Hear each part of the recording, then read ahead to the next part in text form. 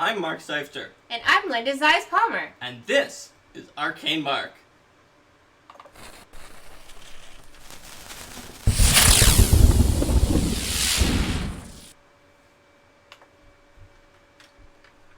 Welcome everyone to our latest episode, which is Linda's Adventures Kingmaker Part 1. The beginning of the epic tale of Linda's most epic adventure path so far.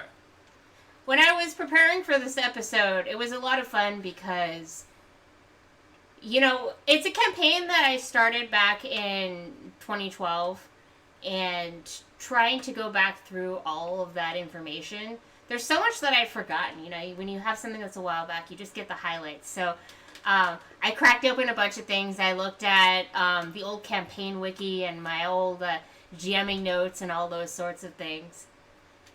So in terms of talking about things, obviously this is going to eventually have quite a few spoilers for Kingmaker, but I figured we could start off with things that are low spoiler, talking more about some of the things that I did to change the mechanics of Kingmaker before we get into the actual full-on plot.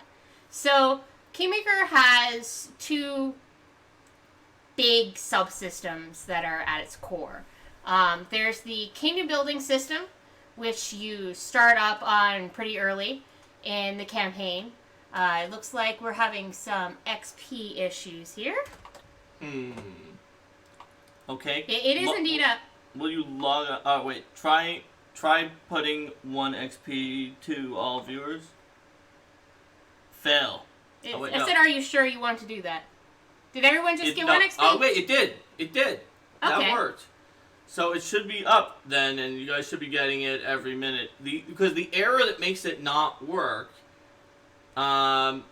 is generally in the past has been a sync issue where it was not synchronized. I just gave everyone 10. Oh, you have to say yes. Oh, I have to press yes. It's been a sync error where it's not synchronized with the show, so it doesn't ping the list of current people who are current viewers.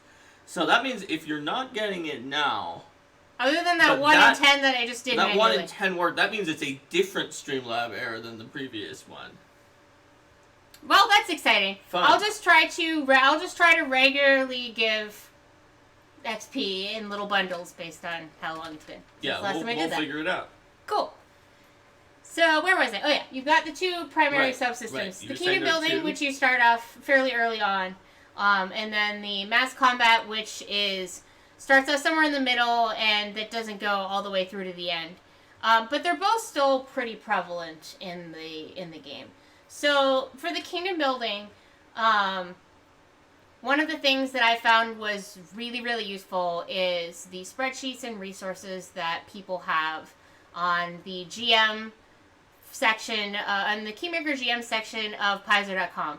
And now I tried to find out who it was that had done the original spreadsheets that I used, but when I was going back to that time period, it was just completely a sea of, these rapid-fire links are dead, 404 page not found, things like that. The hosting of those pages, they're just not up anymore. So I don't know exactly who it is, but what I do know is that there was a very active community of people who were coming up with a bunch of different tracking tools and were improving upon each other's tracking tools, and that was immensely helpful because not having to do that by hand or having to come up with all that by myself. Well, Linda started with one of those, but what actually came out of that result was an epic monster spreadsheet. Yeah. So I added to that a bunch of things from Legendary Games' supplements. So I have the Ultimate Rulership stuff and all those different books. I have quick references into Ultimate Campaign, things like the traits for settlement traits and things like that. And then there are also just flat-out modifications that I made to the Kingdom rules to make them run more smoothly. So I think the biggest one, if you're using the first edition Kingdom Building rules, is that magic items really are going to completely overwhelm your economy and anything else that your PCs do. And they are a very central point of that. So, when I was doing the magic items, I put some limitations on exactly how many magic items you're going to generate and exactly how big of a percentage of your economy those can be. Another thing that happened was that the DCs, your bonuses quickly ran away from your DCs to the point where it just didn't even matter. It was just like, whoa, I had the DC was some like new calculations 50 lower. to figure out the DCs based on the size, so that it became harder. The rate at which it became harder to control based on how many people you had was faster. So I'm just gonna pull that little. I think it grew right based on population too, and not. Yeah, just it's based on population. Yeah, it's 20 plus, and then plus what's in BG 74. BG 74. Whatever is BG 74 of these. I think that's one of the population statistics. It's for the city of Brandywine. Yeah. So I had basically I had a number that was based on the population of each individual settlement. And then I use that to index in and say, okay, the more people you have, I think it's something like every 2,000 people, then things go up by a decent amount or things like that. Unfortunate Pumpkin mentions the Forest Kingdom Compendium as one that includes a lot of this information. And Linda wrote some of the items for that one. That I did. I wrote the magic item section. So yeah, I did something that was based on the population rather than just the number of hexes that you have and things like that. For the control. It drastically increased it. It drastically increased it. So, like, at the end, it was a DC 305 check to control their kingdom. You heard that right, folks. It was a DC 305 check. By the way, we easily made. But they had plus 436. Yeah, with plus 436, DC 305 was after Linda made major adjustments to increase the DC. It would have been much lower than that by default. Mm-hmm. I also did things where, like, there is a population modifier that's based on the stability of the kingdom, so that you would, so that the more the stability of your kingdom relative to its size was to determine the population. So if your kingdom became less stable, people would move out and things like that. And that was also based on, they have imperviousness. It was an opposite of unrest. The opposite of unrest. Because once you get later enough in the game, there are things that generate unrest at a rate such that it's like, oh, your kingdom's totally fine. Oh, it was collapsed immediately. So yeah. So imperviousness is basically a capacity to gain negative unrest through the actions of your spy master, so that you can use that to help negate. If I recall correctly, it bleeds off if you don't use it. Yeah, it bleeds off if you don't use it that much. That way, if you build a building that reduces unrest, or you make a decision in the game that reduces unrest, and you didn't have any anyway, which we never did, then it would actually matter, maybe. Yes. That's true. And I also changed the rules for some modifications for, like, the size of the army and how many people could they get in the army versus how many elite soldiers could they have? Was that somewhat based on the that was based on the legendary? This one I think was based on the legendary the fact that we were games, pacifists. Yeah. So basically, you were pacifists, so you could not have as powerful of soldiers, but your people were also somewhat happier with you, and you had less expenditure in. You had less expenditure in war. David asked if we were in a high-trust society. We were in a chaotic good police state. They were a chaotic good police state, for sure. The chaotic good magister was constantly scrying on you at all times, but he didn't mess around with you unless you were getting attacked, and then we would just teleport in and save you. That's the chaotic good police state. So we had a drug problem for, like, part of a day, and then we found and tracked down all of the distributors and got rid of it. It was a really, really nasty one. So I'm curious if you, oh, right, this is what this is. I was wondering, I'm looking at the consumption, like how much the kingdom eats, and I noticed it so the consumption was a base of 172 plus 16 for cities or whatever. So, like, their total consumption was, somewhere around 200. And I noticed a minus 62 parent. That was just how many plant growths that the druid did. The marshal, yeah. That's right. Right. Our kingdom produced 187 on its own, but then 62 more because that's 33%, and he cast plant growth on everything. That's right. Your marshal cast plant growth. That was literally what he did during the kingdom phases. Literally everything. He went around, made sure the settlements were happy. played hide and seek as a level 17 druid or Oh my whatever. God. Like got a He cat played out hide of a and seek. tree He did and then get cat cast out of a black tree. druid. He also spent like an hour lecturing a 6-year-old Take care, Author's on Tale. On Rascal's a religion. 6-year-old gnome. A 6-year-old gnome. Yeah. A 6-year-old Fey template gnome. It's like, yeah, they're not gonna join a Rascal. Yeah, they're not gonna do that. Another thing, if you are running Kingmaker, I highly recommend using a spreadsheet like that to track whatever sort of thing you want to do, spreadsheet you want to use, but something to track all these modifiers and things that are going on. Another one that is useful is the sheet that I added to it was a foreign relations sheet to keep track of where do all the bonuses come from whenever they make alliances. And some certain alliances gave them additional gold points per month, or economy or stability bonuses, or things like that. So basically, everything. What were our foreign relations in the end?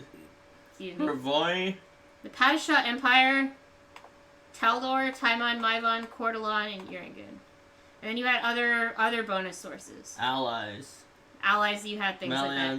Now everything's all tracked in here. Yeah. And then resources is like all of your economic stuff, and I had one of the other things for your little settlements and etc. Yep. How many settlements did we end up with? Let's see. You had like 10 full-sized ones and then a bunch of little ones. But what I was gonna say is that another really useful thing for these for Kingmaker is to track your cities, to have like little grids to track your cities. I also wound up with those on our internal wiki. They're very simple. Just here's the name of the building. The building is written in this space because that's where the building is, and then also things like I just blanked on what I was going to say. Oh yeah, a map of the kingdom. Elstra. Thanks, Elstra. Yeah, a map of the kingdom is also super useful. I have had that as well, where it's a coded map of the kingdom and all the ways that they've expanded and what areas are under control of which countries and things like that. And those are posted on our group wiki as well. But yeah, basically my main advice for running Kingmaker is to have things to track all these various things. So yeah, basically there were just is a bunch of tracking and adding things from Ultimate Rulership, and then also just rebalancing some of the issues that were inherent in the mechanics for the kingdom building. The mechanics for... Other than the command DC, do you remember any of the other big issues in the kingdom building rules? Well, yeah, the magic items being too large. Oh, right, yeah, the magic items selling for a ridiculous percent. Magic items sold for too much, so I reduced the amount of the cut that the PCs got from selling magic items. That's right, because we got to take back just so much of the money that was just made by our merchants that were not related to us. And whenever our merchants sold a magic item out of there, like, for some reason our treasury got the money, as if the merchants just gave all the money to the kingdom. Yeah, so I vastly reduced that, and that let me still keep the kingdom having the right amount of magic items and things like that. Those were, I think, the two major ones. Do you remember any other main ones? That was mainly it. That and then the DC scale. That, adding in all the legendary stuff and incorporating it sometimes in your own way that was a little bit different. Yeah. I realized that to actually get into absolutely everything, first of all, would be more than I'm sure people are actually interested in. And second of all, will require some pretty heavy-duty spreadsheet archaeology. You underestimate people's interest. But yeah, let's not do spreadsheet archaeology. Yeah. But at any rate, so that was the stuff for the kingdom building. For the mass combat, it was a little more straightforward what I changed. So let me just pull that up. It was a bigger change. It was a bigger fundamental change, but the mass combat system is simpler. So the actual changes as implemented were not as complicated. So one of the main things that I did was based on the size, representing armies of different sizes and different level in different ways. So instead of just representing it as a system where you basically roll an attack roll against the defense of your enemy, they're called OM and DV and things like that, but then you deal damage based on how much you succeeded on that check. That didn't really seem necessarily representative of what does it mean to have a higher level army that's small versus a lower level army that's large and things like if that. If I recall correctly, before you got it, our base system for Pathfinder Mass Combat is just like, if it's a level 10 army, it doesn't matter if that level 10 army is 1,000 really crappy people or just 2 people that are a level 10 Yeah, a level army. 10 army is a level 10 army. That determines. And they'll all have a certain amount of It only matters for their offensive hit defense. points.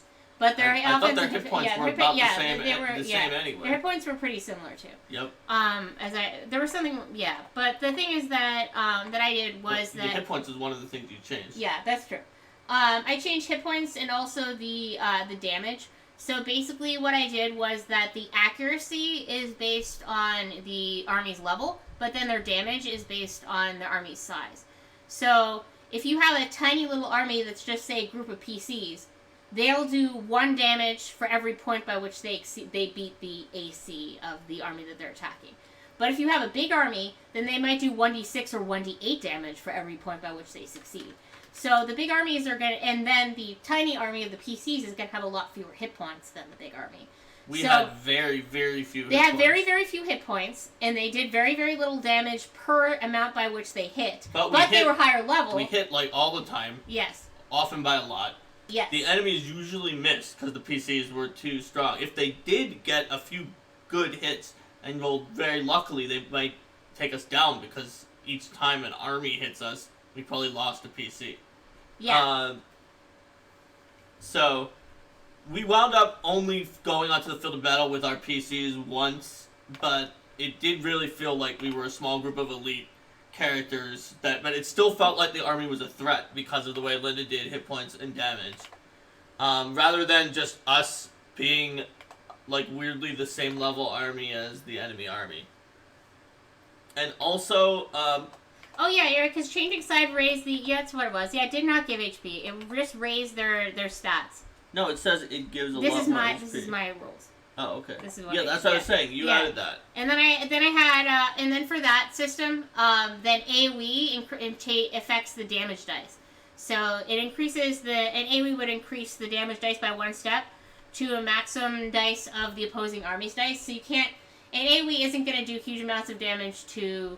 as much damage to a tiny army as it is to a giant army. If you're a small group fighting a giant army. But if you're a small group fighting a giant army, then your AoE is going to be a lot more powerful. Linda made lots of really sort of thematic abilities that felt sort of like we were fighting the thing. So we got attacked by an army of pouncing superstitious beast totem barbarians. Yes. This is not a spoiler because this does not happen in the normal game. You do not get attacked by pouncing into our superstitious city beast totem barbarians. an army of pouncing superstitious beast totem barbarians.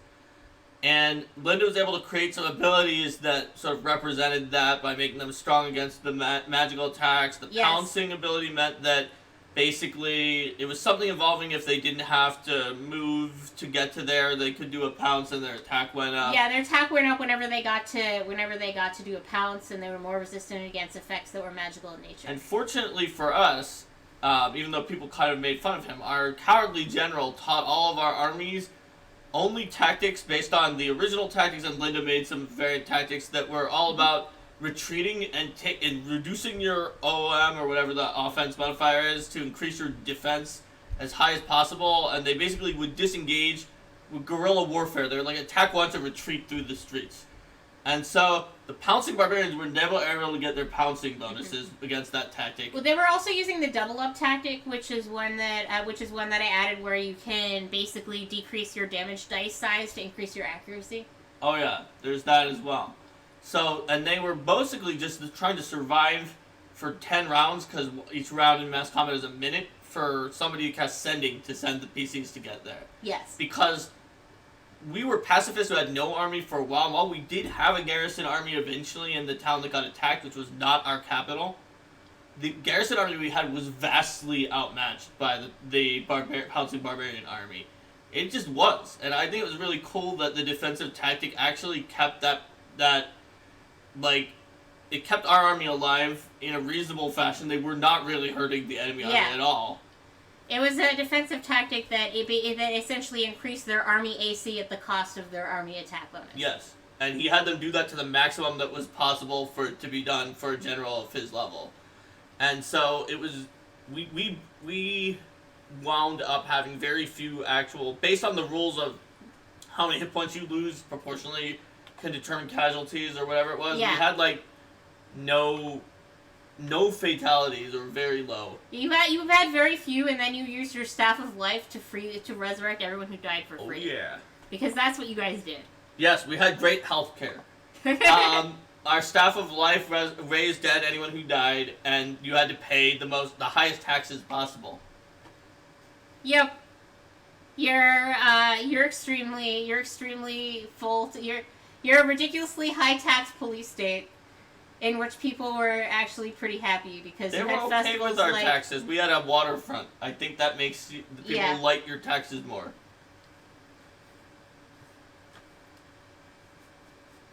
I mean, if you die, we'll resurrect you for free healthcare plan. David, it was 10 minutes of sort of hit and run guerrilla attacking, just enough to keep the barbarians from like slaughtering the people who lived in the city, and engaged with our army, and it frustrated the barbarians a lot. And then our party came in, and we used the fact that we were a small group of higher level characters against the larger group. And that worked out really well. That was really the only main mass combat we did, even though Linda created a great and very workable system that seemed like a pretty significant improvement over the original. Mainly because we tried to avoid mass combat because we didn't want a lot of people to die. Yeah.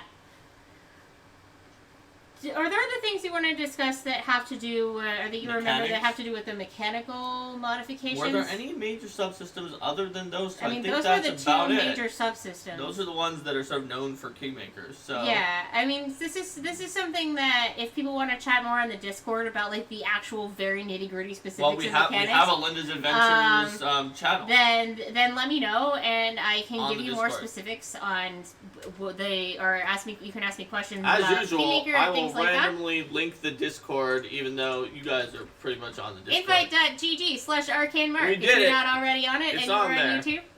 That's right. Yes. Speaking of excellent resources, there are just to shout out again to the GM for the Kingmaker GM section of Paizo.com.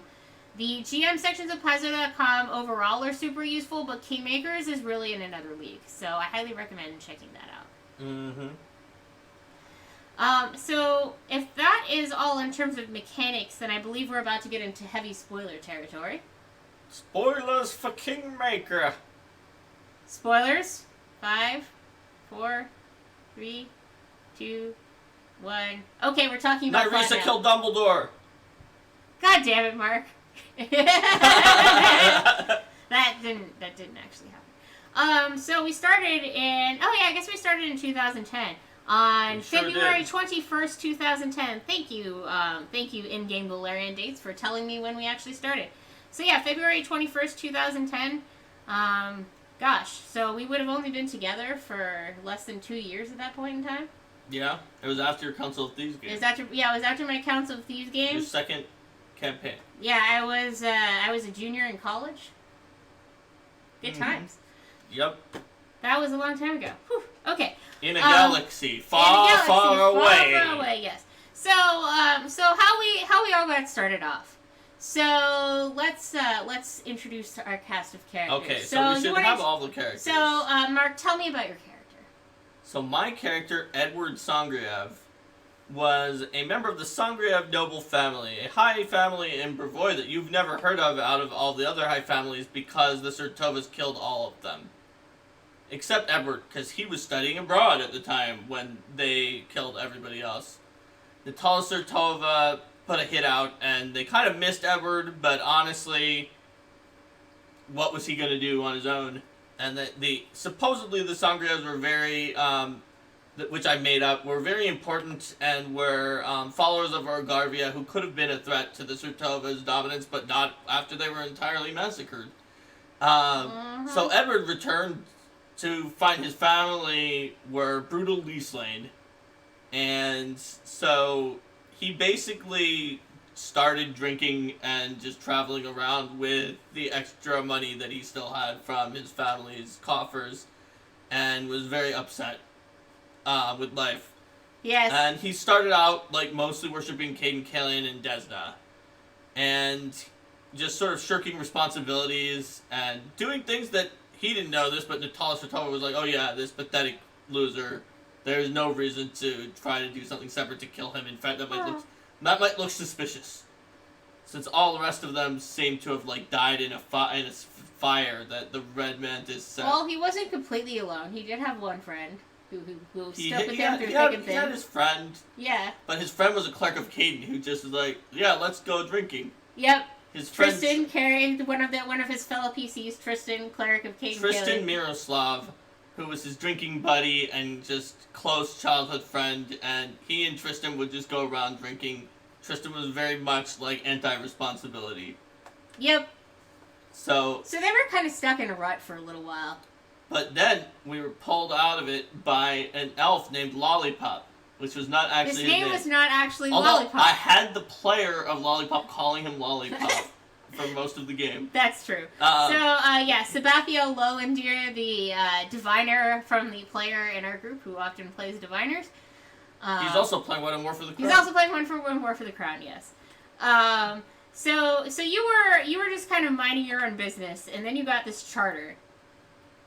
Drenzier, his name is Sangriev. Sangriev. It's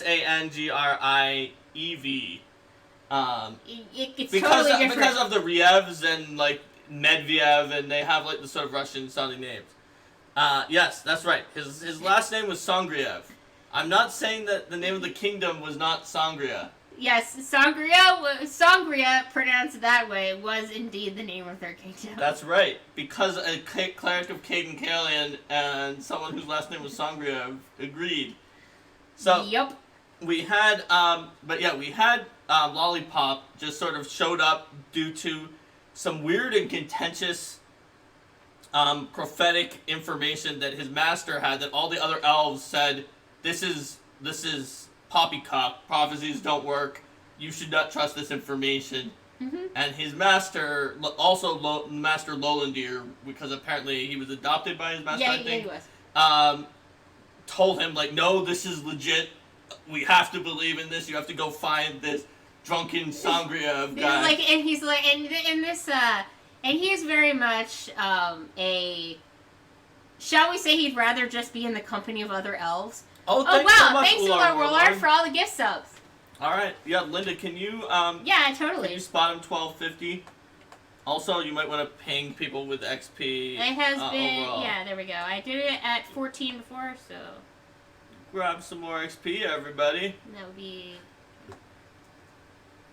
Here's everyone's. And a wild XP. And then Ular Warlord gets 1,250. Ular Warlord gets 1,250. Right. Do you want to keep telling the story of how we started our campaign while I do this? Just don't block him, please. I'm not blocking him.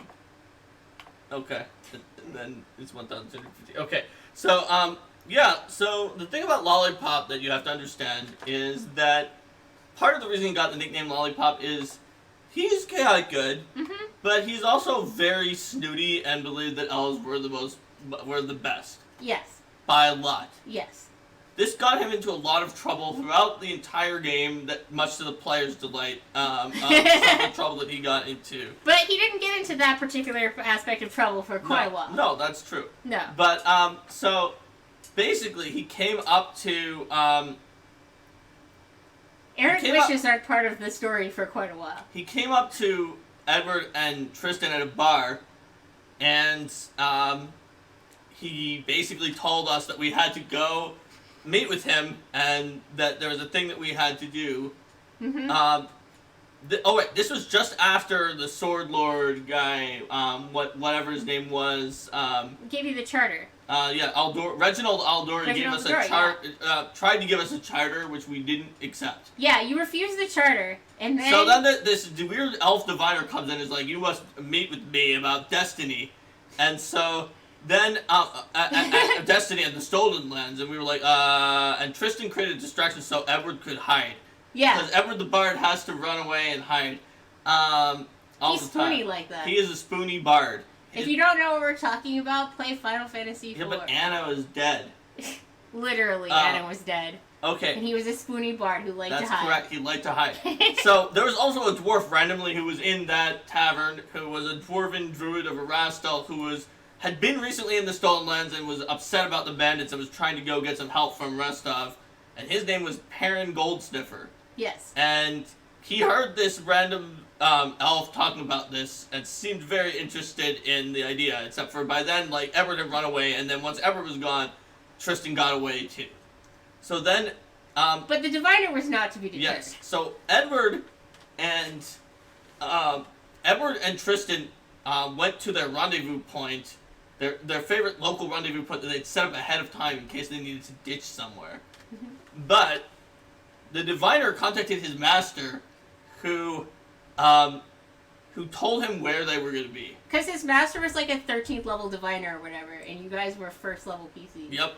And so he wound up finding us there, and he had a thrush named Thrash. Yes. That was his companion who could talk. And so he didn't want to talk. Was Thrush named Thrush because he literally typoed it at some point? No, I think also he just said it was his Thrush, but we all thought he said that his name was Thrash.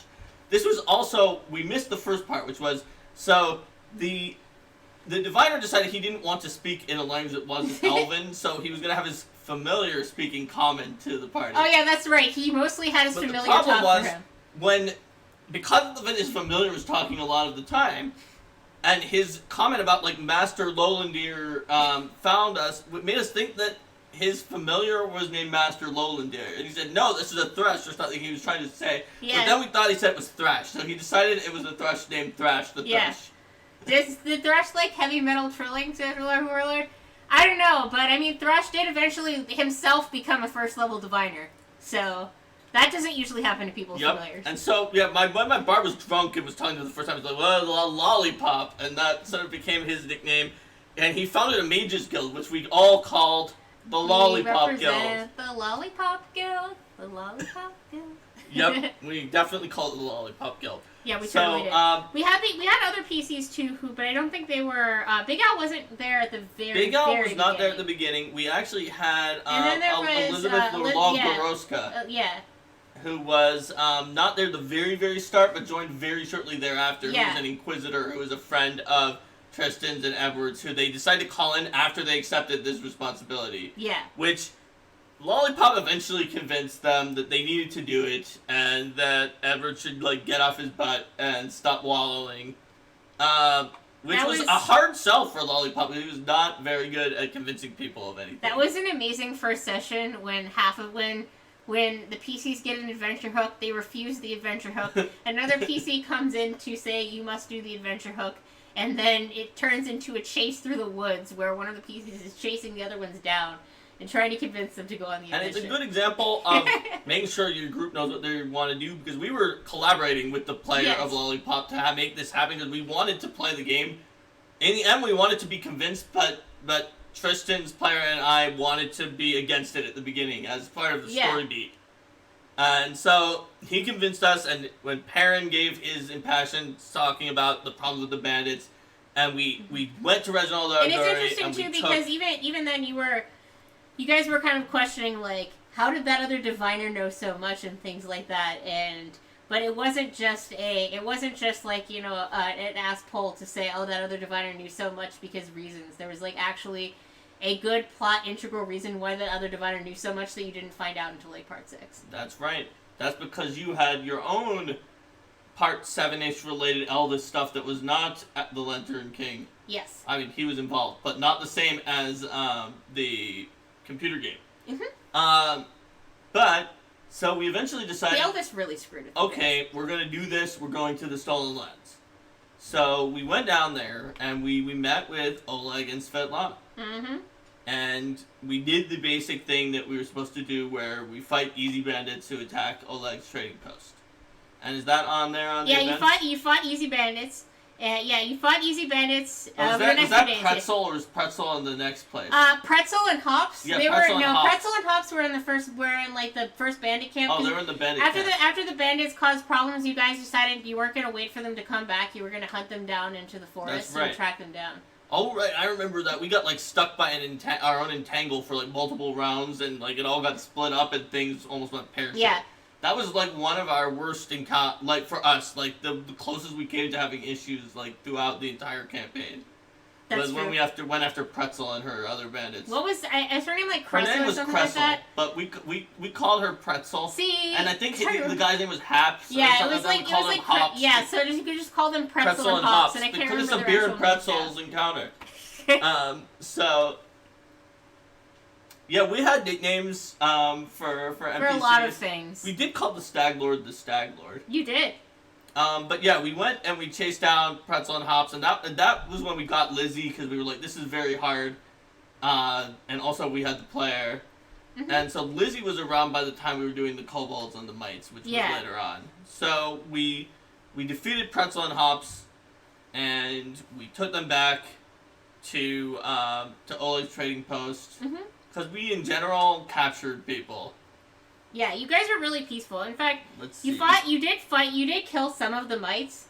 Well, that was sort of like the Orlando Furioso moment for Perrin, because he started killing some of the mites that were, he had a neutral good druid, but he just got mad and he started killing them when they were unconscious on the ground, and then later he felt really bad about it. Well, you felt really bad when you got to the back room and you met like the elderly mite who like couldn't really see or hear very well, but was super friendly and was like trying to read a book upside down, and like the children and stuff like that, and he's like, oh crap. So in the written adventure, they really heavily push siding with at least the kobolds that are not the evil crazy leader of the kobolds and not the mites. In the end, we wound up siding with both of them, but there were the chieftain of the mites pretty much we needed to kill because he was a fanatic and he would not let us side with him. Just like we also defeated the evil prophet of the kobolds, who Linda had as a summoner. And I turned him into a summoner. The god that he made them worship was his eidolon. Yeah, rather than just having it be like an invisible thing. The eidolon actually came in and was the deity. That fight was kind of challenging for you guys too. Yeah, the eidolon was pretty when rough. You did the crepe pit too. And stuff the crepe pit. And actually, like, the mites, there was the one moment where, like, the centipede came out of the pit and started attacking. There were a lot of things early on that were touch and go. I feel like Bao-Hu was in trouble at that point. Not that he didn't get in trouble later on. Bao-Hu... Also called Bow Wow at times. Also called Bow Wow, was the tiger who was the animal companion of Perrin, the dwarf. He eventually became a shadow tiger after a mishap in the shadow plane. I think it was a mishap with Roswin, the Fell Knight Queen, who was much upgraded version of your Frozum, was like Nyrisa's daughter with Count Renalk and was very powerful. Mm-hmm. We had a lot of modules. Yes, although you run a very barely using that module version of that that was like 6 levels afterwards, and everything was mythic. Everything was mythic is something that happened a lot in this AP to try to give them some more challenge. Yep. So, yeah, we wound up siding with the kobold, not just the kobold, but that particular kobold who we found. What was his name again?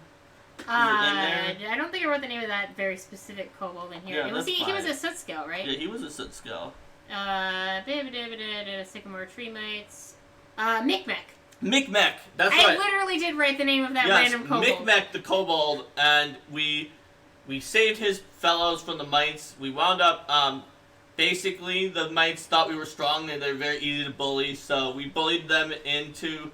Didn't you have them do a contest for the trophy? Oh, yeah, well, they were still didn't like each other, so instead of having them kill each other, we created, like, a football-like sport that size small mites and kobolds could play and compete in on a relatively even ground.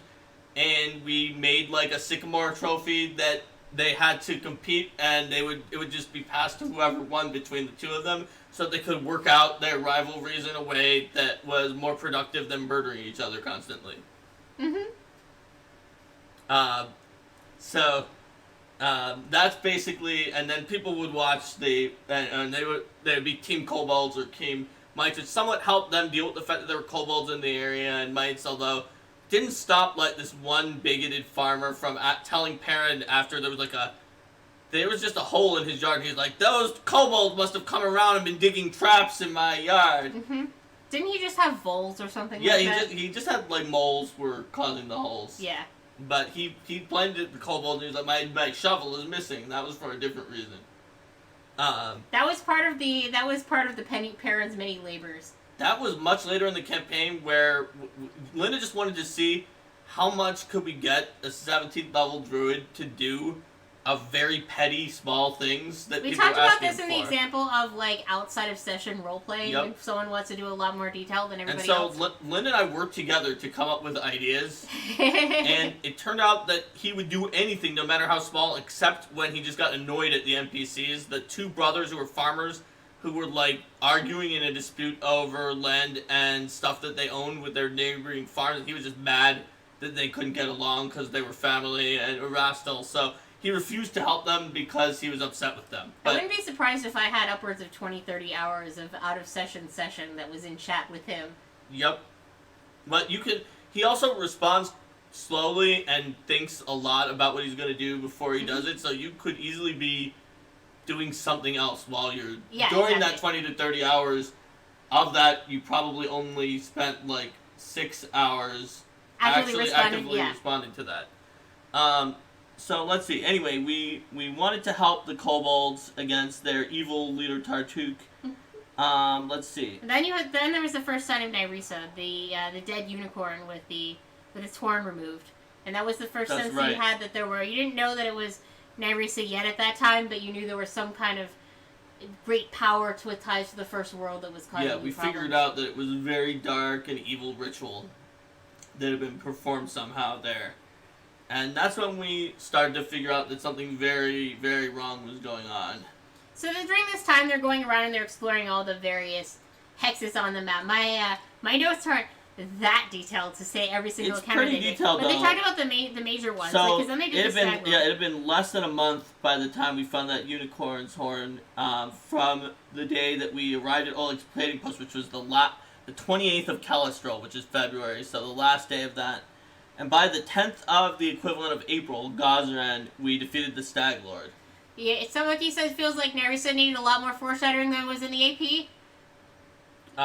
Yeah. Yeah, Linda added a lot more foreshadowing, including an entire hex that was just like barren and nothing was there. And then there was the system of collecting fragments of Nyrisa's memories. Yes, that's true. That started in part 4, but you added it into something we were doing in Thornkeep with our Pathfinder Society characters. And then Thornkeep, when I was running Thornkeep for their Pathfinder Society characters, I had them find an item that those characters then sold to. They essentially sold and then wound up in the hands of the PCs in the Kingmaker campaign. That's right. And then that was what they used as an anchor. But that we're getting a little ahead of ourselves. We're way ahead. So then it looks like what happened here. Yeah, it's kick the Stag Lord's butt. Yep. And so our charter was just to beat the bandits, the initial charter from the Sword Lords. But after we did that, that's when we got the charter to, hey, maybe found a settlement there so we're not pincered if, we get attacked by Issia. Gosh. Yeah, Edward was very open-minded, and he wanted there to be, mites and kobolds and all sorts of other things. But Issians, I don't know, man. They're the most wretched hive of scum and villainy. Particularly the Sertovas. Well, yes. He didn't have proof that the Sertovas killed his family. It just seemed very obvious. It seemed very likely. And also, we picked up another PC, we lost Lizzie's player, almost immediately. Then we got Med. We picked up Med, who was the, Med was our spy master who, just like Norgorber himself, was always, clad in dark clothes and you could never see him. And, no one knew anything about Med except that Med, had all these plans and plots going on to help the kingdom, and was another one of their friends from back in the day. Although we later... When did Big Al join? Big Al also joined at around that same time. He was another one of their friends who was raised in the World Wound, infused with demon blood by all those people who were doing that in the World Wound. And then he escaped with a sword that bore the consciousness of... a friendly paladin. Yes, the daughter of a paladin who had also been kidnapped and raised in the World Wound. Or so he thought. It was totally not a nascent demon lord's essence. It was definitely not a nascent demon lord. for sure it was not the daughter of It's like vampire, Zora and Sokoth or something like that. Definitely was not that.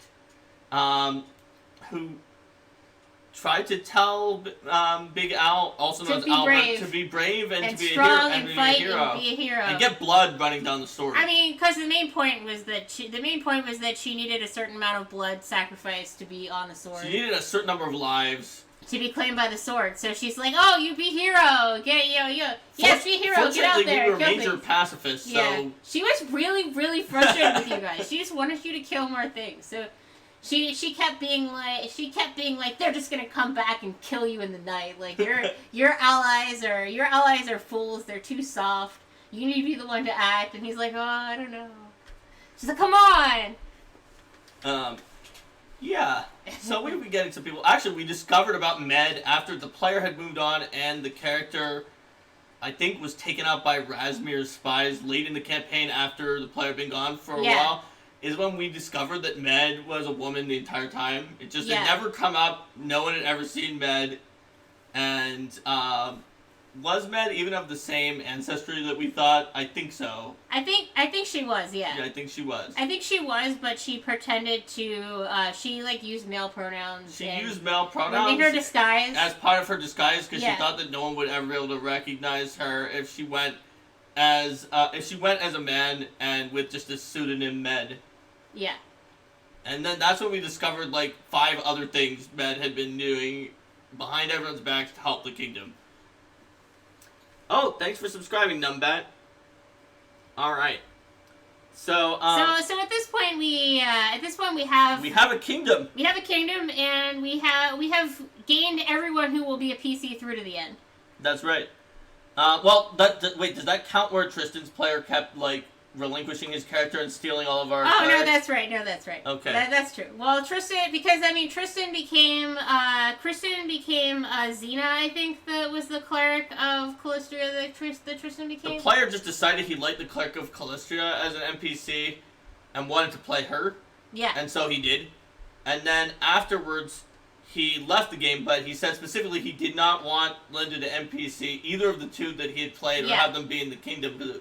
So therefore, we lost. It was already a little bit of a stretch that there were 2 clerics of that level in the kingdom.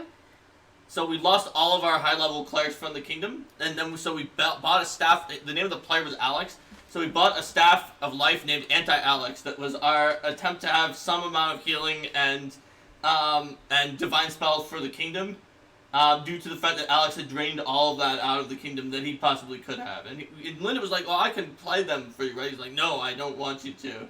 So. It was kind of funny. Yeah. Well, I figured. So we have all the PCs except for that. Yeah. So So we started. You started that. Then you found on the first of Desnus. Yeah, you found it in Sangria around the former fort of the Stag Lord. Then you found the ancient elven keep that was inhabited by evil fae. That's when you got. That's when you got the cohort, Rasa. Yes. But we found our city of Taisana on the Stag Lord's keep that was named after Thais. The Herald of Caden Kalian. Eventually you had a party that was so badass that actual Thais came. Well, we sort of named it that because she does come to the mortal world to hang out at her festivals, so we were thinking maybe she would come to a city that was named after her.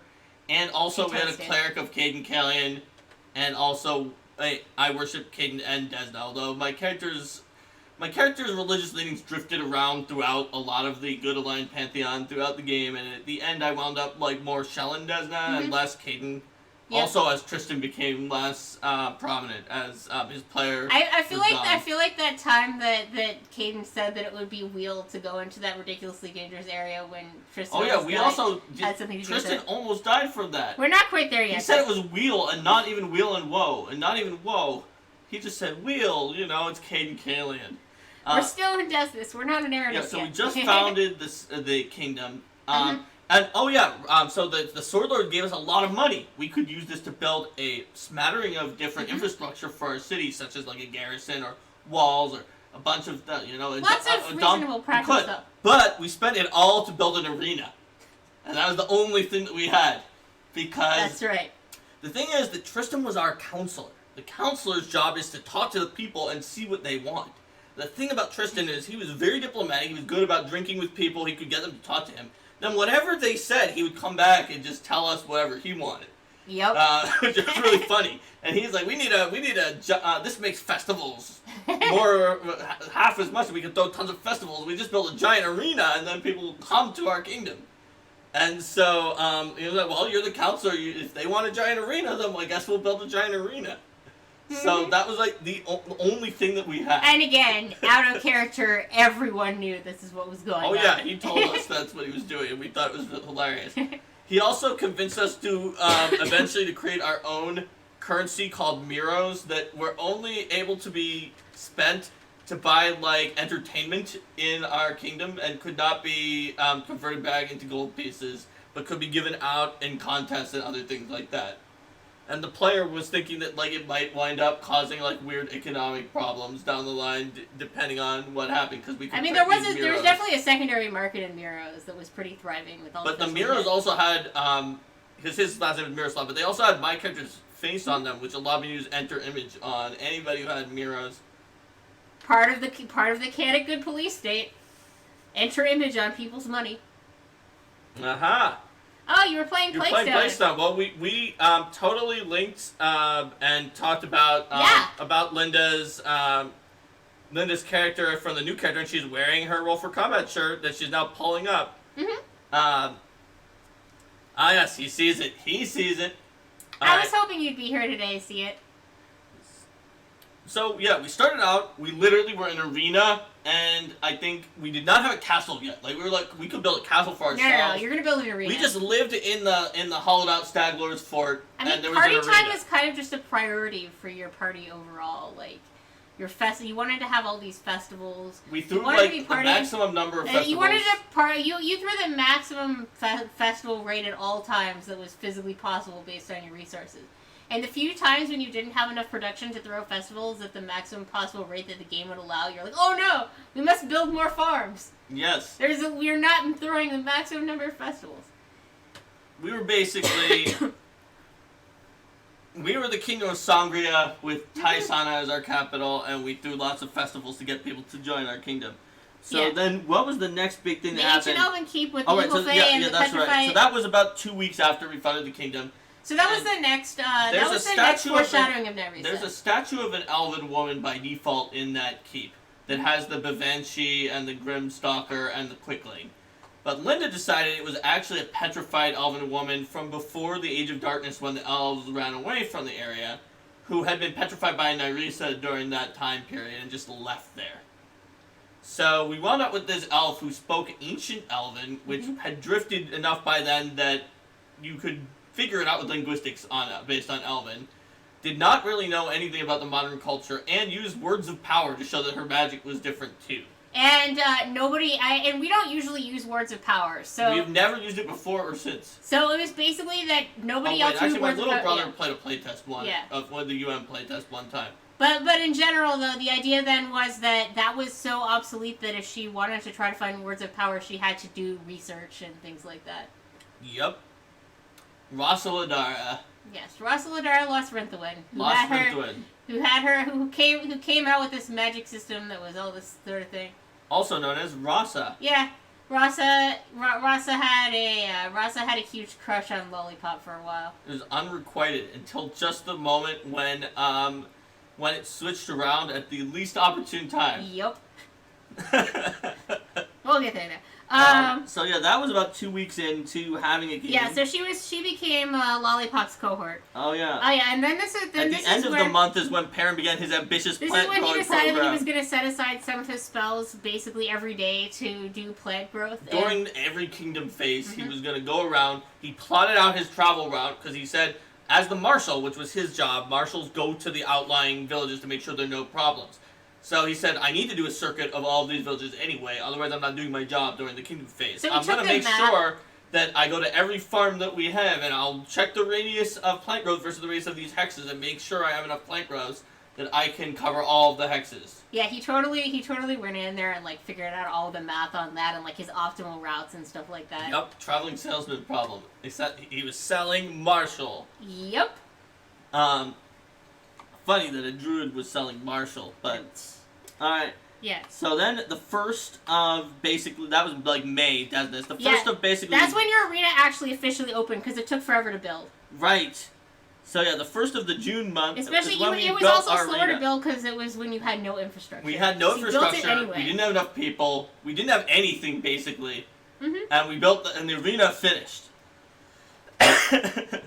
Yeah. And so then we had a giant arena, and we started throwing the maximum number of festivals. Meanwhile, like less than a week later, a bunch of elves came from Conan to discuss the purchase of elven artifacts. And that's when you actually discovered that the statue was a petrified person. Oh yeah, see, I was wondering. You said we got Rasa at that original point. I thought it was later on. No, well that's where Rasa was. Yes. But yeah, that's right. It wasn't until later you discovered that she was a petrified statue. Until the elves came to check it out, and then a few days later, what happened? Oh, that's when some trolls came up to try to convince the Sutscale kobolds to renounce their relationship with That's Sagria. right.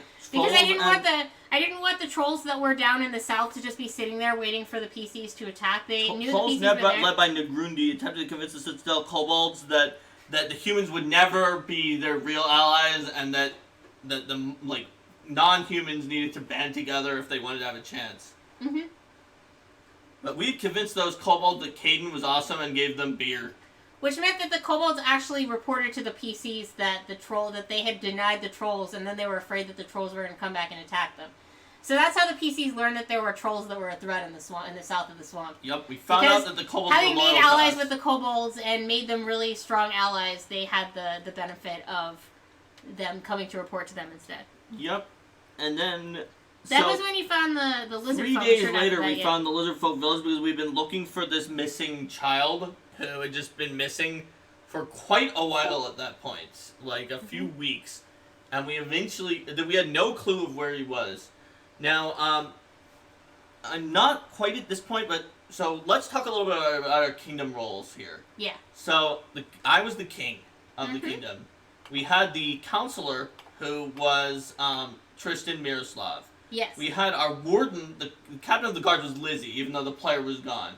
We had the spy master who was Med. Big Al was our general.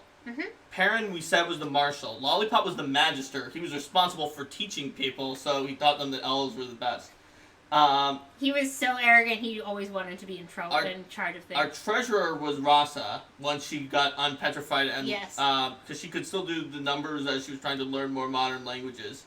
What position am I missing here? Let's see. So, Grand Diplomat. The diplomat. That's who I was about to talk about. Am I missing anything other than Diplomat? Perrin, the royal. Well, Muguk the Hill Giant became your royal assassin. Oh yeah, we used to have one of those former bandits as the royal assassin. Was it Ox or something like that? I think it was Ox. As our royal assassin, we also had for a while. And Rihanna eventually became your spy master. Yeah, my cohort eventually became our spy master after Med died. Also, she was our warden temporarily instead of Lizzie. Yeah. Also, what was his name? Akairos Ismort, the former paladin. The fallen paladin. Fallen paladin was one of our roles for a little while. Yeah, he was a stand-in. What was he a stand-in? I don't remember who he was stand-in for. But we kept putting the person with the highest strength modifier as our royal assassin because it gave the best bonuses. That's true. Also, in the event didn't we have Perlavash the fairy dragon in some role at some point? Yeah, you did.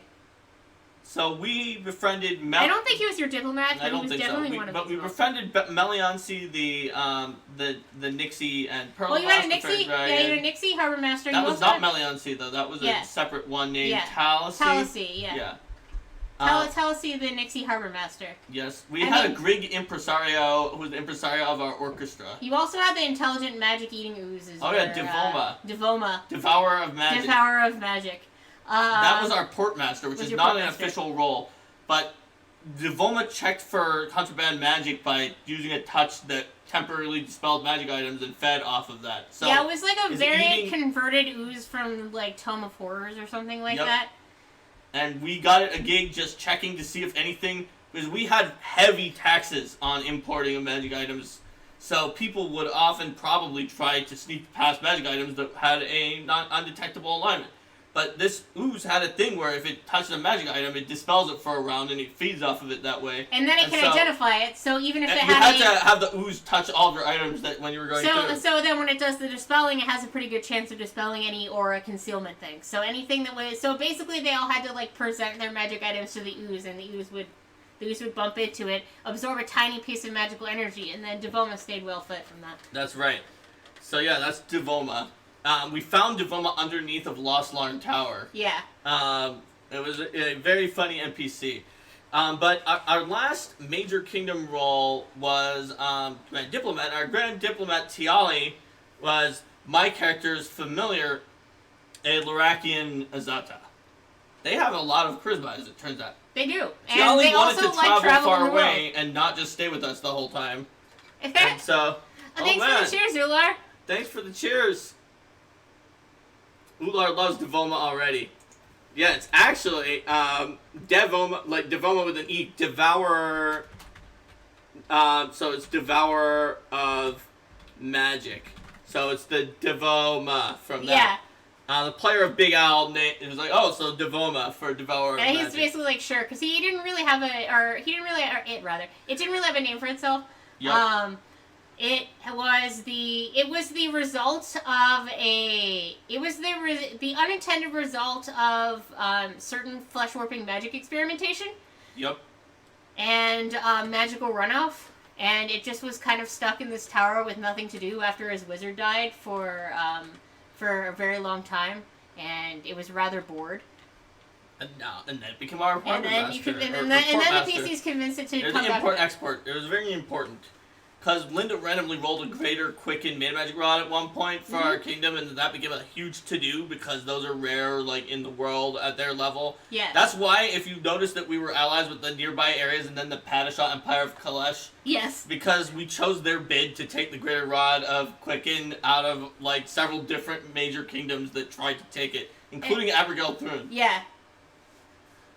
Because everyone wants a greater rod of quicken if you could afford it, and you're a spellcasting ruler. So they had delegations and representatives from multiple That hadn't kingdoms, happened and then quite yet. yeah. But No, yeah, that wasn't. You so the hadn't point hit is, your Tiali, collectors our yet. Grand Diplomat, was a Yeah. Lurakian. But the other thing we did was every week we pointed to some hexes on the map and used commune. Just like, is there anything interesting in this hex? And And then Desna just yeah. decided. Desna decided if she thought there was something interesting, which might just be like a hill with butterflies on it, that nothing Hill with else. butterflies on it, interesting. Cache of treasure? No, that's not very who interesting. cares if there's just some That's random not treasure? fun. That's a cache of treasure. So we used that to sort of prioritize, and fortunately, one of the ones that she said that we should check out was, to get back to Lizardfolk, was the Lizardfolk village where the child had been abducted several weeks ago. Yes. It just was very, very, very far from the village where he was abducted, so our sweep, even of using commune questions, didn't even reach the hexes where he was for multiple weeks. That was definitely a It moment was like in terms he of was kidnapped and then taken like over 100 miles to the Lizardfolk village. Yeah. Well, that was definitely a moment in terms of GM improv. When they came out with this when they told me they were going to start communing everything, my first thought was, oh gosh, what is this going to do to the rest of the AP? If they know where all the interesting stuff is. So then I'm sitting there and thinking, okay, well, what would Desna say is interesting? And then I realized... we checked all the hexes anyway. Yeah. No, I know, we but prioritized Desna hexes. You did check all the hexes anyway, but I did want to make sure that it wasn't just that there were still things you were going to find that weren't in the hexes that you searched, and there were still... you still had a sense, and you still found, like, oh, this is a beautiful waterfall, or this is a... is there anything interesting here? Yes. No. Yes. Permit no travel here. Oh yeah. When Desna said permit no travel here, and you all lost your shit. We were like, whoa. That turned out to be Vorticaya's tomb, everybody. Yeah, she didn't want anyone breaking it open and unleashing an ancient lich. Yeah. If we didn't want an ancient lich to actually get sent there, maybe we shouldn't have sent an Isian to guard it. Well, the Isian wasn't going to She stand had up perfect against... credentials. Yeah, well, she wasn't going to be able to stand up against Coral the Conqueror.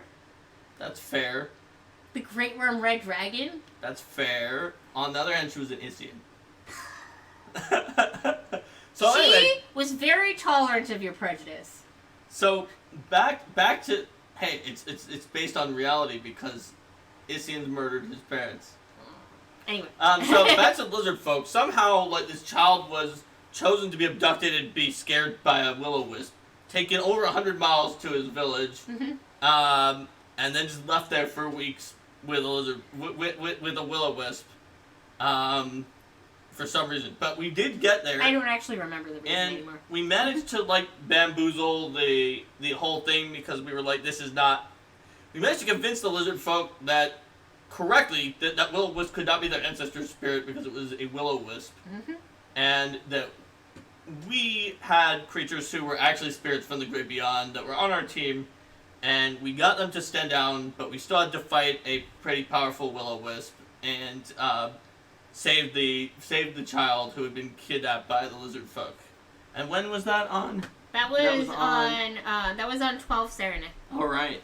And it looks like about a week after that was the Ritual of Stardust, which is a Golarian holiday. Oh, that's another thing I did in Kingmaker, is I made a calendar of all of the Golarian holidays. Well, guess what? We always had a festival on those days. They always had festivals on those days and others. So I had a calendar of Golarian holidays, and I also had a calendar of, I also had, instead of like the chart in the back, I took a bunch of ideas from online, some of my own ideas from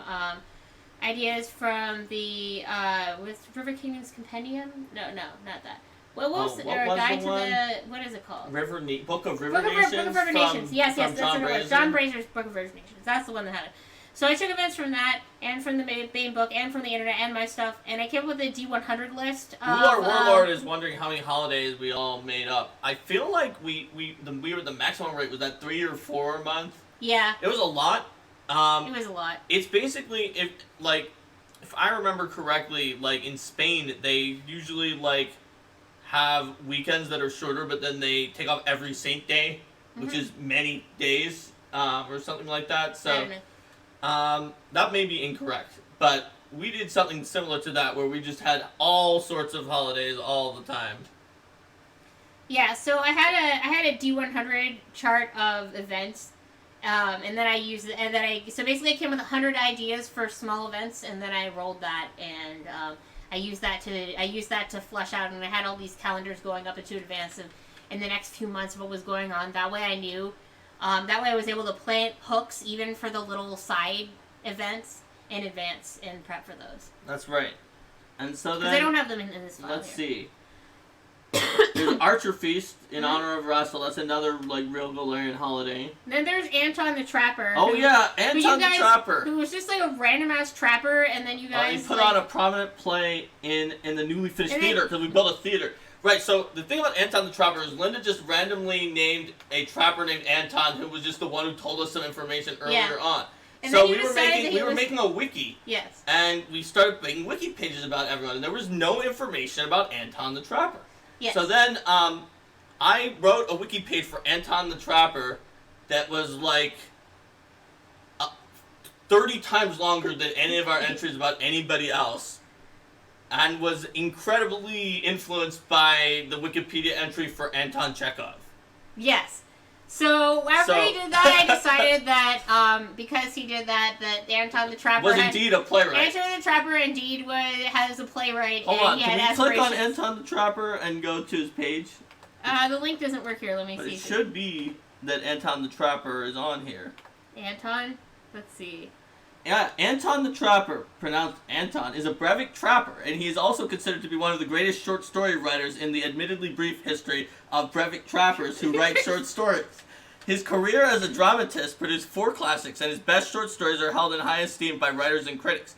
Anton practiced as a doctor throughout most of his literary career. Medicine is my lawful wife, he once said, and literature is my mistress. Anton renounced the theater after the disastrous reception of The Sea Lion in 4696, but the play was revived to acclaim in 4698 by Konstantin Stanislav's Rostov Art Theater, which subsequently also produced Uncle Vargoyle, and premiered Anton's last 2 plays, Three Sister Coven and The Moon Radish. Oh yeah, the Moon Radishes. Because moon radishes were the things that Oh my god, moon radishes. Well, it wasn't just what the kobold like, it was also like apparently a fertility aid, but Oleg couldn't ask you for a fertility aid because he was too embarrassed. So Svetlana did, and then she's like, they'll just kind of help us with family matters, and they were like super awkward. These 4 works present a challenge to the acting ensemble as well as to audiences because in place of conventional action, Anton offers a theater of mood and a submerged life in the text. Yeah, no, it keeps going like this for a while. It talks about how he was in Rostov and he tried to escape his father's tyranny and he moved to... Did he eventually move to Ustalov temporarily? Yeah, I think he was in Ustalov for a while. Oh, yeah. During his time, he read widely and analytically, including the Prophecies of Calistrade, Melodies of Inner Beauty, The Acts of Iobade, and Rune Lord Zutha's Gluttonous Tome. And he wrote a full-length comedy drama, Clericless, which his brother Alexander dismissed as an inexcusable though innocent fabrication. Anton also enjoyed a series of love affairs, one with the wife of a teacher. Early writing. All right. So basically, the NPC. It's actually the Uncle Anton the Vargo Trapper had the instead of Vanya. Yes. Yes. So basically, the NPC Anton the Trapper had by far the most detailed backstory of any character in that campaign, and I decided that was all true. So yes. Yeah, Linda decided that was canon, so he actually started writing plays for us again. After my parodical Anton the Trapper wiki entry. Don't make a parody in one of my games unless you expect me to run with it 110%. I'm totally okay with that.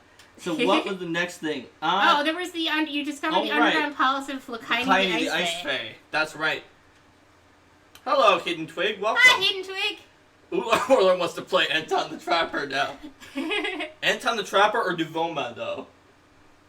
Oh man, that's a tough call. I don't know. Alright, so yeah, Linda, you added just a new dungeon that used one of the monsters that I edited for John Brazier from Book of the Shadow Plane, yes. Which we had gotten a copy of after I edited it. And I wanted to use it. That just threw lots of like little ice attacks at the party that were like sort of the bruisers, the evil kind of fae. They were like hiding ice fae, and they had like a swift action. Oh, that was when that was the ice witch, right? And yes, well, no, but she was not the ice witch who came later and wanted the greater rod. Oh no, but the one who were fighting in the giant ice cave who had like those ice fae were wandering around and we encountered them. Then we found like there was brown mold which does ice damage, and then these icy flowers that are in the back of one of Kingmaker Adventure. I can't remember their name. That are intelligent, and we could. I know what their picture looks like. We could talk to those flowers actually, which we were very surprised to find out. And we made peace with those ice flowers. Oh, that was another thing I was trying to do, is use as many of the monsters in the back of Kingmaker volumes as was physically possible to do. Yeah, so we made peace with them, and we found Lakaini, who was an icy fae from the realm of an ice eldest that Linda made up, that was like just a very primal and uncaring ice eldest.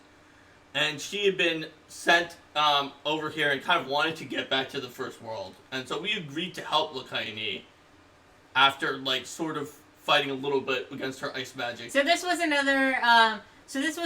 sign that Eldists were involved in mucking around with things. You had Faye who came here. Because her portion of the first world got pulled out into our world due to Nyrisa's weird experiments. Mm-hmm. One of the things Nyrisa was doing caused that to happen, and Lakaini was not super thrilled. Yeah.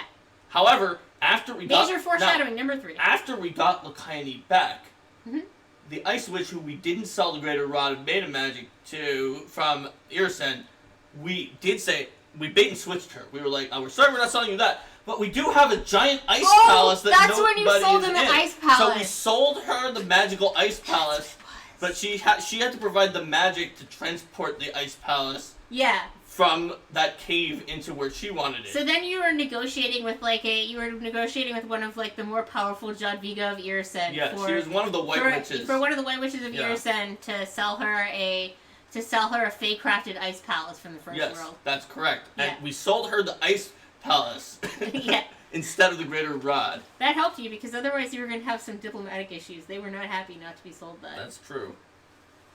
I think the Thrones just expected that our extremely chaotic good nation was not going to buy it. Yeah, they didn't go after you guys as much, because then it would be more public that they were going after you, and they pretty much just... I mean, if you think about exactly how your nation would be portrayed in Chelish propaganda is, like, little better than Galt. Yep. It's basically Galt. It's basically Galt, but they spend more time in a drunken stupor, engaging in folly and wasting away their lives than chopping each other's heads off. So what happened after Lakaini? After Lakaini, the Ice Fae... How long of a time that was then Grigory came in and started trying to mess with you guys. Grigory, which you guys might remember from the adventure, is very famous for stirring up problems based on the PC's decisions. Mm-hmm. So... This is rather tough whenever the PCs are as friendly and as diplomatic as they were in this adventure. Yeah, but like Warlord said, you could say too many festivals. They claimed that Grigory claimed that taxes were too high because they were the highest possible. I'm grabbing water. I'll be right back. You got a what? I got a water. Be right back. Gotta get water? Water, yep. Yep, okay. So Grigory claimed that our taxes were too high. Grigory made like a humanist claim that we were being too accepting of monsters that were just gonna kill your children and other things like that. And the problem for him is when he got into an actual debate with our party and with Edward, he was kind of expecting that we would shut him down, and so that he could like say that we were tyrannous and breaking his river freedom to speak, and just be upset about it. But we just let him speak, and talk about the things he was going to talk about, and like talk about. And we were like, you know what, Grigory, a lot of the things that you said are fair criticisms of our the way that we're ruling, but we think that all those things are worth it, and here's what we provide in exchange for those taxes. Here's what we're doing, and here are our solutions. Do you have any suggestions for actual solutions? Insult Bard does not like it when you come in and you're like, oh yeah, that's... Do you have other suggestions for solutions to these problems? We'd love to be able to provide all of this without any of those things as well. And he was sputtering, and we rolled really high, and we just also got like a natural 20. Yeah, he did. And so he like kind of pretty much immediately lost his ground to stand on and didn't know what to do. So at that point, Lollipop used divinations to sort of figure out that Grigory had graduated from the school, Iravetti's School for Bards, in Pytax, which up until then we had not been paying any attention to Pytax and didn't know that they were paying attention to us. And we were able to randomly disguise as someone from Pytax in order to trick Grigory into revealing some other information that revealed that he had actually been sent by Iravetti to do this. Dun dun dun! Basically because we thought that that meant he might have been sent by Iravetti, so we pretended that he was, and that we were the people he was supposed to talk to. Is like, Grigory, you have failed. Lord Iravetti will be most displeased by this. This was definitely not the only time that they used the strategy of doing what they could to figure out what was going on, then going up and going on, and then going up to someone in an appropriate disguise, claiming that that was the thing that was happening and that they were angry about it. And then Grigory was like, oh no, please tell Lord Iravetti I tried my best. And then we were like, okay, that proves that But I thought he said we wouldn't be in contact because they have too many divinations. Like, your failure was so great that he had to send this to you so that you know. Do not consider yourself safe in Pytax after this point. So, yes, we kind of got Grigory to run away so that he lost access to Grigory and proved that it was Iravetti who was getting involved with this. And I think we told, we may have told some of the other kingdoms that Iravetti was, that had been started off in Drelev and Varnhold that Iravetti might be meddling in the area. Yep. That was your first sign that Iravetti was up to no good. That's right. That was also around the same time that you had the Gyronan cult that was stirring up. That's right. We had a cult of Gyrona that was kidnapping the first person that you, and perhaps only person you ever executed. Yes, we did kill some people who we were fighting, but the only people who our kingdom actually, as part of the criminal justice system, executed was the leader of the Gyrona cult. I mean, that conversation even the other members of the Gyrona cult were sent to the gold mines, where we had people work off their evil deeds, and they were run by Perrin, who was trying to help bring them back into society. But that person, basically, you're like, please stop sacrificing babies. And she's like, I never will. And she's like, never! And you're like, seriously? And he's like, all you have to do is enter this rehabilitation program. I will not. Prove that you will escape and sacrifice babies. Every moment that I'm alive is another moment that babies will be sacrificed. She was... Yeah. That's only a slight exaggeration. Like, barely. And some of the other people were still pretty evil, but they were willing to say that. And we later found out they were still bitter and got in contact with night hags or something through their dreams, and other things happened. More problems for you, yeah. But that person She we wouldn't executed. even pay lip service to the idea of playing along with your redemption plan. We managed to find them out because I think Perrin turned into a mouse and sneaked into. Yeah. Oh wait, no, he turned into. He turned into a mouse he turned in into another he turned occasion. into a cat, which was very relevant because we did not know it was a cult of Gyrona. We just knew something. We tracked it down to there, and he turned into a cat. And so they found because the cat the people working in the mine reported that there was something freaky going on with them, and like a lot of people were having nightmares. Oh, that was the night hike. That was later on. Yeah. I'm talking about when we found the Gyrona. Oh, you're talking when you found them in the first place. We Not found when the you building did the, that we knew that the people were in, and he turned into a cat, which was sacred to not Miss that's the other hag deity, sacred to Gyrona. So they're like, oh, it's a cat, and then like. When the cat started speaking and saying you've done wrong and you'll pay for this or something like that. Yeah. And because he had an ability to talk in wild shape and he didn't realize, but they were like thought that must have meant it was. At first they thought it meant that their goddess had turned against them until suddenly they attacked them. That was a mistake. Yeah.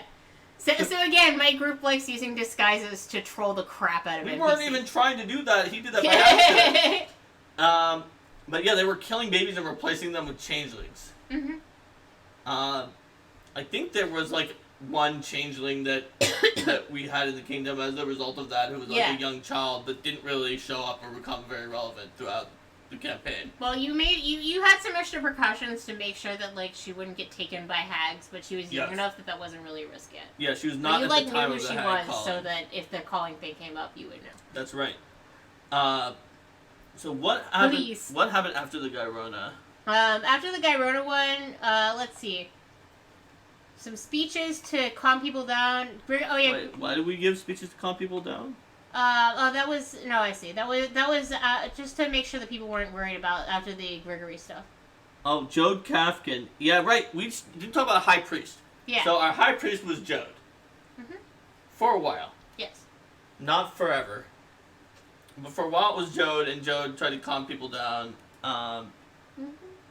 Let's see. No, that's interesting that was considered to be one of the main things. It was the day after. Oh, was it because of the Gyrona stuff? Or it was because of Grigori? I didn't actually write Gyrona in here, but I know it was... Oh, the Gyrona was down here, that's why. It was a while after. It was a while after. They were just next to each other in the book. So that wasn't for a while. Let's see. Oh, right. That's when we met with the Fae. That's when you met with the Fae of Lake Silverstep. So yeah, so I added Fae to Lake Silverstep. Linda added a court of Fae in Lake Silverstep. That was ruled by the nymph queen, Thenui. And this would also become relevant later in the plot. But in addition to the eels that are always there and the silver dragon sighting. And the court, and Thenui and her court had the types of demands for an alliance that most PCs would just completely bristle at, about like very strong restrictions to how much of the forest and the use of the forest and the lakes and things like that, like how many people could be out there, making sure that things were sustainable so that they weren't going to be making sure that if any Fae were somewhere first, then Fae had complete claim to that territory. Like, the kinds of claims that most PCs, again, would just be like, no, you can't, like, just tell us what to do, this is our kingdom. And the PCs were just like, okay, yeah, that sounds great. Sounds fine. Also, she was a very human-facing Fae queen due to the fact that she had, like, met a cleric of Shelyn, like, many centuries ago, and was a druidic priestess of Shelyn. Yeah. So, yeah, we were I figured that there would eventually be some tension as your kingdom expanded and you wanted to get more resources, and as soon as that happened, then there was going to be more problems with Silverstep.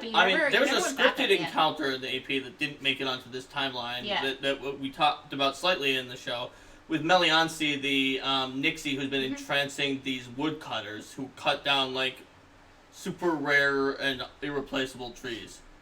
And we pretty much sided with the Fae on that one, and we told the woodcutters they can cut something that is not the super rare and irreplaceable trees. And just said, please stop entrancing them, but we're gonna stop them. They should not be able to cut these things down. We also sided with them in general, just a lot of the time. We had a lot of Fae citizens in the kingdom, and the Fae of Silverstep eventually became part of Sagria. So, Like, they had, you said, was there like an underwater settlement in Yeah. Silverstep with Nixies and other water fae that lived Wasn't there? wasn't the larger underwater settlement down with the Lokotha, though? That was much larger That was much underwater larger. settlement. Down with the There was a small Lokotha one with the in Silverstep. Lake Elona. Yeah. Which you guys may remember Lake Elona from Doomsday Dawn. Because we used literally Linda's map of another area that she created that's south of the Part 3 map in Kingmaker for Doomsday Dawn, because that was taking place in exactly that same area. Some of the encounters were The inspired by... encounters were almost completely not the same, but the map was Yeah. the same. Yeah, I know. Initially, some of the things were inspired by that, but then they got things got changed around. And Very, very changed. Yep. Yep. So wait, what happened after we found Lake Silverstep? That's all. That area is also where Devoma is, which you'll notice Devoma is not in. Yeah, Devoma's in Lost Larn region, as Yeah. Linda called it, the area that is south of the Part 3 map. It was based on one of the suggested extra encounter areas in the back of one of the Lost Larn Kingmaker Tower, right? volumes. It's called Lost Larn Tower, and I used that as a starting point, and then built around that. Oh yeah. Then there was Candlemere. Ah, Speaking of yes, towers. Candlemere Tower. Candlemere was a lot deadlier. Like, in the AP, there's not much there that's Yeah. written. And obviously, thanks to you guys and everyone who supported the Kickstarter, there's going to be a big dungeon there. But Linda created her own version of Candlemere Dungeon. I'm going to point out, before she tells you anything else about it, that Caden Kalian said wheel for an augury of whether or not we should go into the dungeon after we dealt with the Will-O-Wisp, which was its own problem. He did not say wheel and woe. So after we dealt with the He did not say Will-O-Wisp, woe. yes. He did not say wheel. nothing. He said wheel. So Candlemere Tower, as I conceive of it, but now I cannot remember specifically which pieces of this. I think Will-O-Wisp being around there may have possibly been the thing that was there. I think they were connected to that Will-O-Wisp great old one. Yeah, I had them connected to And there was like a stone that stone was that was like connected to the that, stone yeah. itself was like a child of that great old one and was feeding the Will-O-Wisp that was at the top of the tower. And then a cult of another different great old one had started up in the basement, and they've been driven mad and killed themselves. Yes. Or killed each other, and there were haunts. And well, also, there were Will-O-Wisps around the whole area. there were Will-O-Wisps around the whole area.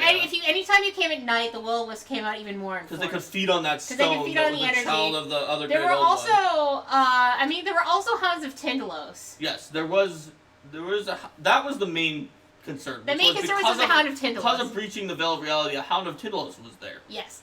And that Hound of Tindalos, not only did it beat the crap out of our cleric, but it caught our cleric's scent. The one who cast the augury that said, "Oh yeah, Yes. yeah, bro, it's Wheel," and then chased him down.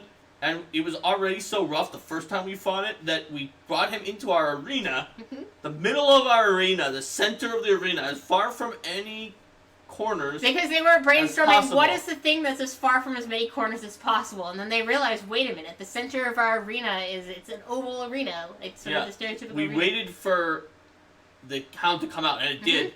And we were able to finally take it down. But the nearest corner was far enough away that they were able to shoot at it a bit from range before it was able to close and in try on to it. get the cleric away because he had nearly... that was also not a regular Hand of Tindalos. It was like an advanced, extra bullshit Hand of Tindalos. He had very nearly died from the extra bullshit Hound of Tindalos. It did extra mental damage or some kind of thing, and it had all sorts of special abilities. Not the Tindalos, says Hidden Twig.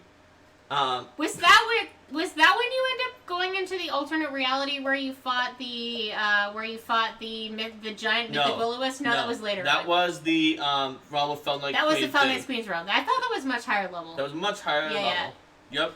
Because I don't think at that level you would have been able to get into like a 30 attacks in a row trade between something with mythic combat reflexes and the non-mythic snake style. And a non-mythic snake style character. Sure, whatever. Yep. Crane Snake, Aldori Duelist, Steel Net, -1 to attack, plus a lot to AC. Yeah. The build of a mythic Will-O-Wisp that I basically just put in because I knew you had a Crane Snake and I thought that people would be amused to see how many attacks in a row you guys could get. It was 29 attacks. Yeah. Basically... That were all triggered off of one attack. Yes. And eventually the Wizards player said one of the two of them should stop making attacks. It can't be good for both of them. And everyone was just cracking up because it was okay, next attack. Your attack triggers my attack. Your attack triggers my attack. It's the like all Will-O-Wisp misses triggered my attacks, and my attacks, whether I hit or miss, triggered the Will-O-Wisp attacks. Yes. Yep. So it just kept going forever. Yep.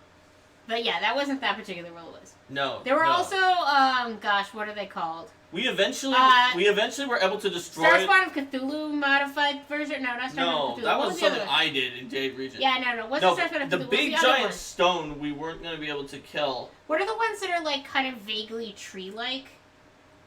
Wait, you mean the Sard that was? No. That was one that you made us fight to. I know. I made you fight a baby Sard, but But at very low level. Okay, but there was the other one. They're like, I think of they're like Lovecraftian monsters. I don't know what you're talking about. There were other Lovecraftian monsters in the dungeon. There really weren't actually that many monsters overall in the dungeon. But I remember it was in a round room. But anyway, it doesn't matter. But what there was that stone, and we eventually were able to defeat it by. The stone. By. It had to be smashed by like. Well, no, but we were able to defeat it by planar. Ally calling the Grim White Stag from Rastal. You had to have a good outsider die. He was the herald, and he ate it and died because the Grim White Stag has a special ability to die and feed people, and they destroyed the stone. Yep. So they got the herald of Rastal to come eat the artifact and die, and then come back to life, and then that got rid of it. Yep. Oh, Grim White Stag. He was. I guess there was a lot of deity heralds going on in that. Well, Tice just showed up at one festival. There was a nascent demon lord. That's not a herald. That's more powerful. That's more powerful. That's true. So what happened after you did Candlemere? After Candlemere? Oh yeah. Also, I forgot about another thing in Candlemere. One of the haunts Linda put in was one of those stereotypical suicide haunts. Yeah. And so. Oh yeah. This was the best. Yeah. So the Elven Diviner. the Elven Diviner is like. The Elven Diviner failed his save and was going to coup de grace and kill himself. So my bard was the only person who made the check to figure out that the Elven Diviner was going to kill himself. And I actually was able to win an initiative. And I went over and I was going to disarm this ritual dagger that he was going to sacrifice himself with. But then the cohort. The biggest cohort of the elf was like, this half-elf is doing something. And she decided to trip me. Yes. So the Magus cohort. She was like, "Why is he going up to grab and do?" I was doing a combat maneuver. And she decided to just trip me. When she just assumed that. So she just assumed that Mark's PC had randomly decided to attack the other PC was more likely than some kind of haunt was going on. And so he nearly died. And then that was the one time that she apologized to me. Yep. Linda, you were just so excited. You had to join into that story too. You really liked that. I wanted to tell the story, but you told it. That's okay. It happened to me. I know, but you've been talking the vast majority of the time. That's true. Alright. So then you formed the, but also you remember, the trouble is you remember the campaign way better than I do. Then you formed the alliance with Kyrax, the Green Dragon, who is the ruler of the Kyraxian kobolds. He was a ruler of green kobolds that were in a different area that you just created. Yeah, because I decided that I decided to create another kobold group as a contrast to the soot scales that was forest dwelling. And that wasn't the last kobold group you created either. There were those black poison fist ones from later. Yeah, the poisonous fist ones from later on too. But this one was one that worked together with the Green Dragon Kyrax, who was sort of the ruler of some of the southern woods, and not at the southern woods, but a little bit to the northeast of where the trolls were.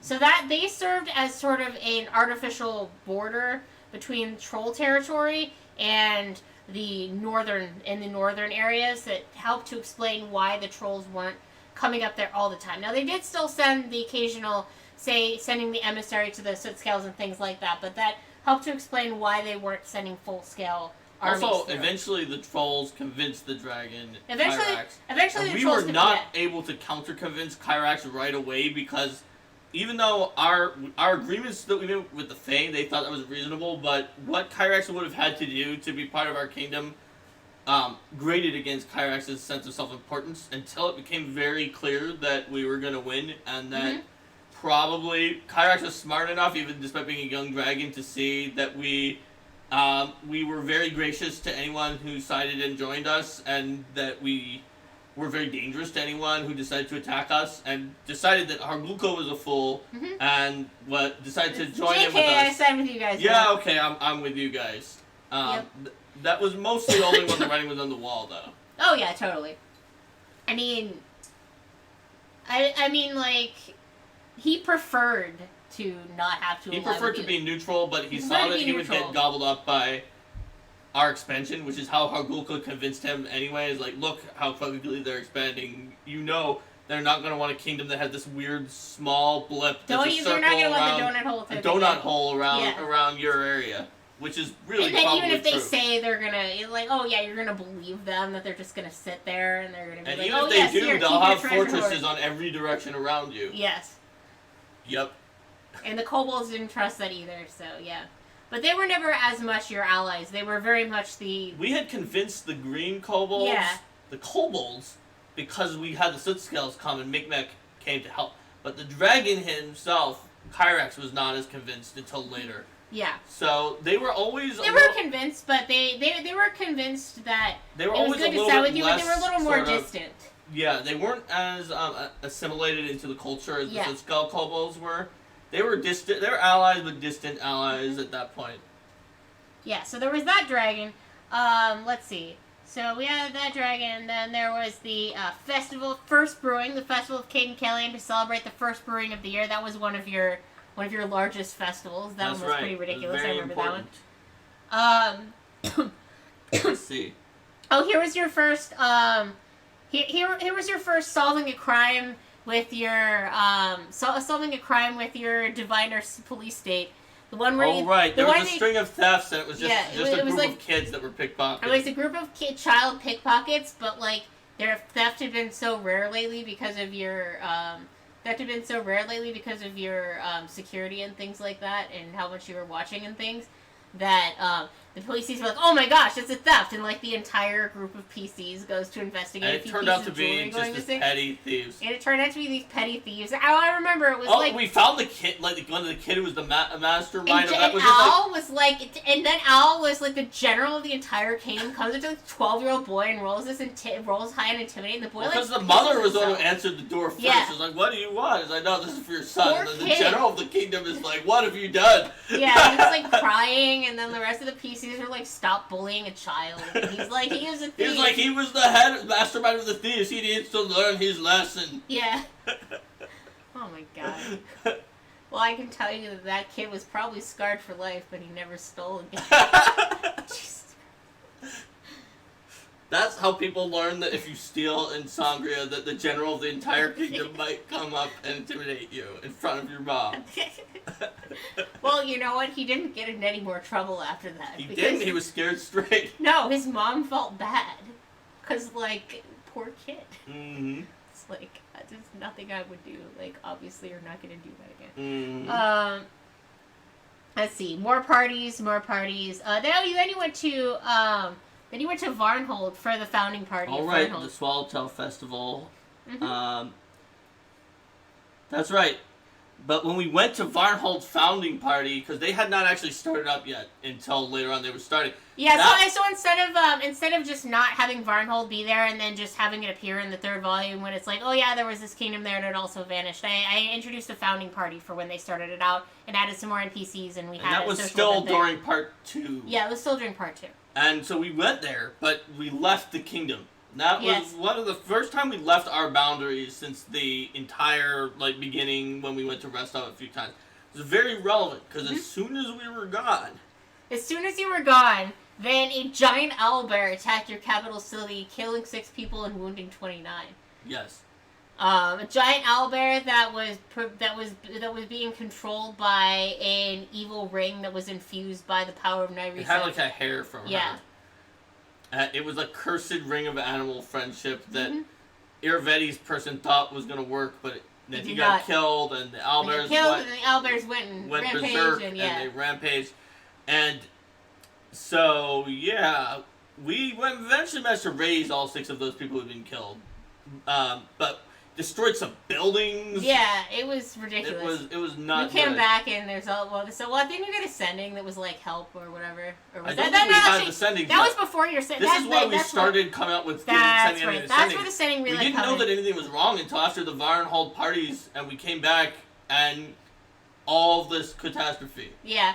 Well, I feel it was funny because you guys were so neurotic, and then we were worried something was going to happen, and then we're like, we can leave to go to Varnhold. It's just a few days, and then the moment that happened, then your kingdom gets attacked by an owlbear, and then Edward was like, "See, this is why we can't ever leave." And then every one of Edward's he's friends, the helicopter king. He's totally a helicopter king, and like Tristan is like, calm down, Edward. Like you can rest for like 2 seconds and stop fretting about Edward was everything. like really upset. Because our kingdom was so, like, crappy that we didn't have very many people and Edward knew the names of every person who joined the kingdom. Yeah, but you gave all of them free raises down the road. Yeah, but we didn't have that at first. Yeah, you did. That's true. Edward was really upset. Then yes. you started the sending relay where you put scroll where as you gathered enough people in various towns to cast sending, you gave them free scrolls of sending with instructions to sending kingdom leaders anytime anything terrible happened. That's right. Yep. Do we have the founding of our other cities, or did we only have Taisana at this point? Like, I don't have the, like, are there does it say, like, founding of, what was the second one? And Brandywine was the third. Yeah, let's see if Brandywine is,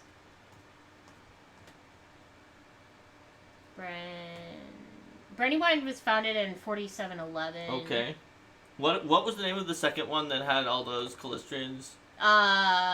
Brandywine was your second. No, I thought it was our third. Brandywine, Varnhold, Olduvai, Lake Elona. Oh, Honeymead. Honeymead was our second Honeymead one. was your second, that's right. Yes. It just became your 7th in terms of population. Yes, that's true. It wasn't always the fastest growing, but...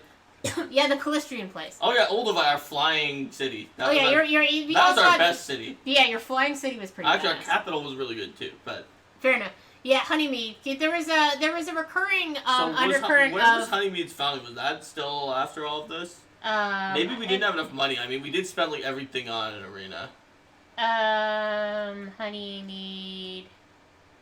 It looks like you didn't note that on here. I feel like it might have been founded. Yeah, it may have already been founded by then. But there was a strong undercurrent of religious tension in the kingdom between followers of Erastil and followers of Calistria. One of the biggest cultural clashes of the entire kingdom was Calistria versus Erastil. Mm-hmm. Because of the fact that the Calistrians they were concentrated in the cities, they were all about just do whatever you want, chaotic, and the Erastilites were all very family values, stay on the farm, help your family, the corruption of the cities, and there was a big pull because they were also more lawful than our neutral good Erastil Druid Marshal, who was the one who... They trusted him because he was also a Erastilite, and he was the one who came to their villages. But he also, like, wasn't quite as conservative as they were, but they were from his own faith, and he always did side with them over the Calistrians. But then that also created issues because because then people are saying, well, the warden is just completely biased because he's a follower of Erastil. The marshal. Or the marshal, yes. The marshal is completely biased because he's a follower of Erastil, so he's just going to make his stuff up. He can't deal with our issues up in the villages. He can't deal with our issues in the villages. And it's not safe for us there. The marshal's just going to side with the Erastil no matter what. Yeah. And there was definitely a moment during the marshal's endless favors section where, like, there was a father who was like, my daughter is being, like, some Calistrian elf is getting revenge on me from a time that we couldn't sell them honey that they wanted for their rituals due to the bee shortage, and now he's mad and he's like seducing my daughter and is going to like try to harm her in some way. And then the marshal used his spying wild shape and found out actually they were in a real relationship and the father was just being super paranoid about Calistrians. Yep. So he was not trying to get revenge. Yep. And then the Calistrian talked to the marshal and was like, yeah, this is just what happens. Mm-hmm. We realized that when we live here with these Erastil people, and yes, I know you're not like all these other ones, and they just do this, and they deny us jobs in some cases because they think we're not trustworthy enough, and they basically are just constantly suspicious of our motives for no reason. Just because And we they worship don't- the goddess yeah. of revenge. Yeah. And they don't respect our freedoms, and they're always telling us we should, like, find a good partner and settle down, and... I mean, to be fair, after the Erastalites did a few things, and in response to the High Priest being Erastal, and some of the farm Erastal people really pushing for all of their children, you need to stay in the farm, you need to stay with your family, there was the time that the High Temple of Calistria printed up pamphlets and distributed them in village churches of Erastal during the church ceremonies about, like, the freedom to be your own person and go do other things. That was one of the events that the PCs had to deal with. That was a little bit over the top from the Calistria side. I say this as most of the PCs were more on the side of the Calistrians and the cities. I think that they were being very moderate for Calistrians. It's true it did not have any pornography in the pamphlets. It was about choice and living your own life, which is what Calistria is all about. Yeah, I mean, well, there are churches anything. with families, and they wanted to try to tell the kids that there's another way other than this whole stodgy Erastal. That's right. So where were we? We got attacked by a giant owlbear. You got attacked by a giant owlbear. Where were we? We're down here. In Rastus, Aradus, Lamishtan. Lamishtan. You tracked down the owlbear.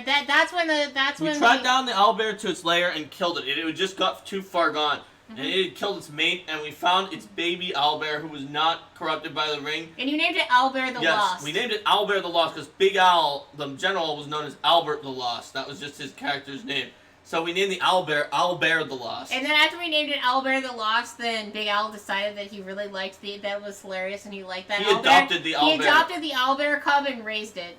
And he raised it to train it so that he could ride on the owlbear. He eventually rode on the giant owl. It was like also one time. But... Yeah, it was once. But yeah, it was like an advanced giant owlbear cub, so when it goes to adulthood, I mean, that's one of the things with Kingmaker, with the amount of time you have. The owlbear eventually grew to adulthood. He eventually crafted himself a suit of adamantine full plate from scratch. Using the normal crafting rules. Using the normal crafting rules, which takes like over a year. Yeah. Owl on owl action, says Hidden Twig. Well, you know, to ride a giant owlbear in a battle, you actually have to like be willing to be the center of attention in a battle, which he was not necessarily. Adopting an owlbear cub, that sounds familiar. If you think Paizo Micah. Well, it wasn't a familiar though, although Micah's was. So I'm sure that Katina would appreciate the pun. But this was a advanced giant owlbear cub, so the cub was even as big as a normal owlbear, because eventually it grew to like a city-wrecking kaiju owlbear size, like the one that had attacked our city. So what happened after we dealt with the owlbear? That was when you actually did the Gyrona cult. And then after that, you noticed my description here is, after seeing Harguka's army marching toward Taisana, the leaders of Sagria had them off, and with oh my god! Vastly superior tactics managed to defeat the entire army. Oh my god. Tell them how you killed the army. I need to get some more water. So wait a minute. What do you remember about this? I remember that there were 40 trolls and 20 troll hounds. Yes, there were 3 creatures at every initiative count. Yes, there were 60 enemies. There were 60 enemies in the fight. And there was also that was the regular enemies. There was also Hargulka and some of his more powerful creatures. Yes. Yeah. Hidden Twig, that is true about. But you did. This was kind of like the ultimate aerial turret kite. So was part of this. Basically, we used a lot of crowd control to get some of the trolls stuck in certain places, as well as area of effect abilities, and mostly we were just trying to. You guys were flying too, and their range attack sucked. A lot of us were in the air. Their range attack were very poor. We wanted to take out Hargulka and basically cause a surrender, but we were vastly outnumbered, like 10-1, by these trolls. But their range attacks were very bad. Hargulka was able to get into the air with the help of Well, this is one of those things spells. where it's an army that's marching forward, and the expected solution is to use an army of your own. We refused to raise an army. We were... It's like, okay, you can fight 60 had things the at once, pacifist, right? I trust you guys. The pacifist rating. Yes. Which did not allow us to raise any armies. We fought 60 things in an actual fight, and I'm not going to say it was easy because... That combat took forever. it was very long. I mean, even though a lot of the time the enemies were just like, oh, I'm gonna roll and see if I get unstuck. Yep. And they can't actually attack. So basically on every initiative count there were two trolls and one troll hound. Yeah, and every initiative count for them. So like, let's say that the trolls had a +4 initiative and the troll hounds had a +6 initiative. Then on 26 there was a troll hound. On 25 there was a troll hound. 24 through 7 there was 2 trolls and a troll hound, and then 6 and 5 had 2 trolls. I did the damage exactly as it was rolled. Yep. And I had them each individually roll their saving throws as needed. Yep. I did use a dice roller. Yes. So you can do dice rollers where it's like, you know, you're gonna roll 20d20 or whatever, and then that's gonna be all their saves. Okay, like the 20d20, or like, you know, roll 20 times, because we were using the invisible castle at that point, I think. Yep. It's like roll 20 times 1d20 plus whatever, and then I would just make a list of all of them, and then it'd be like, okay, A, B, C, D, E, F, okay, you made it. Also, I believe, if I recall correctly, while it was not the case that everyone was able to stay in the air where they could not be attacked, that another thing we did, I think, was that we hid, and then while we attacked them from the side while they were partially past us. So, like, their formation and all the marching they was doing, it was exactly orthogonal. Another thing is that even with the largest AoEs, they're trolls and trollhounds, so they're large and they weren't all packed together. Yes. So in a lot of cases, only a few of the combatants would be active at a given time. Mm-hmm. But it's still by far the largest. Once we took down Karagulka once and for all, we eventually got the. I also did that one Theater of the Mind. Yep. Because we just had zones that had different trolls. Basically I had zones of trolls and it was like, I think it was something like 5 troll zones that I used and then for their different. And we had certain PCs that were responsible for different. Far back. They were responsible for holding off trolls in different zones, while a hit team took down Hargulka. And we managed, and that way we were able to save the other trolls from being killed. Yeah, as I recall, I assumed that the ones that were closer toward the front of the group were faster, so it was like. They were probably higher initiative. So we're like closer to the front of their group, whereas you got to the middle. So this would be like this would be at the top of initiative, group 1, then group 2, group 3 is the one close to group 4, group 5. Yep, and we were in the middle and at a distance, so it would take a while to get to us anyway. And we managed. Anyway, we defeated the trolls. Entire army of trolls. And then Brittany and Eldori came and gave you lots of money. Oh yeah, right. What was that for? Oh yeah, for dealing with the trolls. Yeah. I think that's just part of the AP. Yeah. That we got money, and that was the third of Kuthona, which was the last thing that happened that year in 4710, and that was sort of the end of part 2.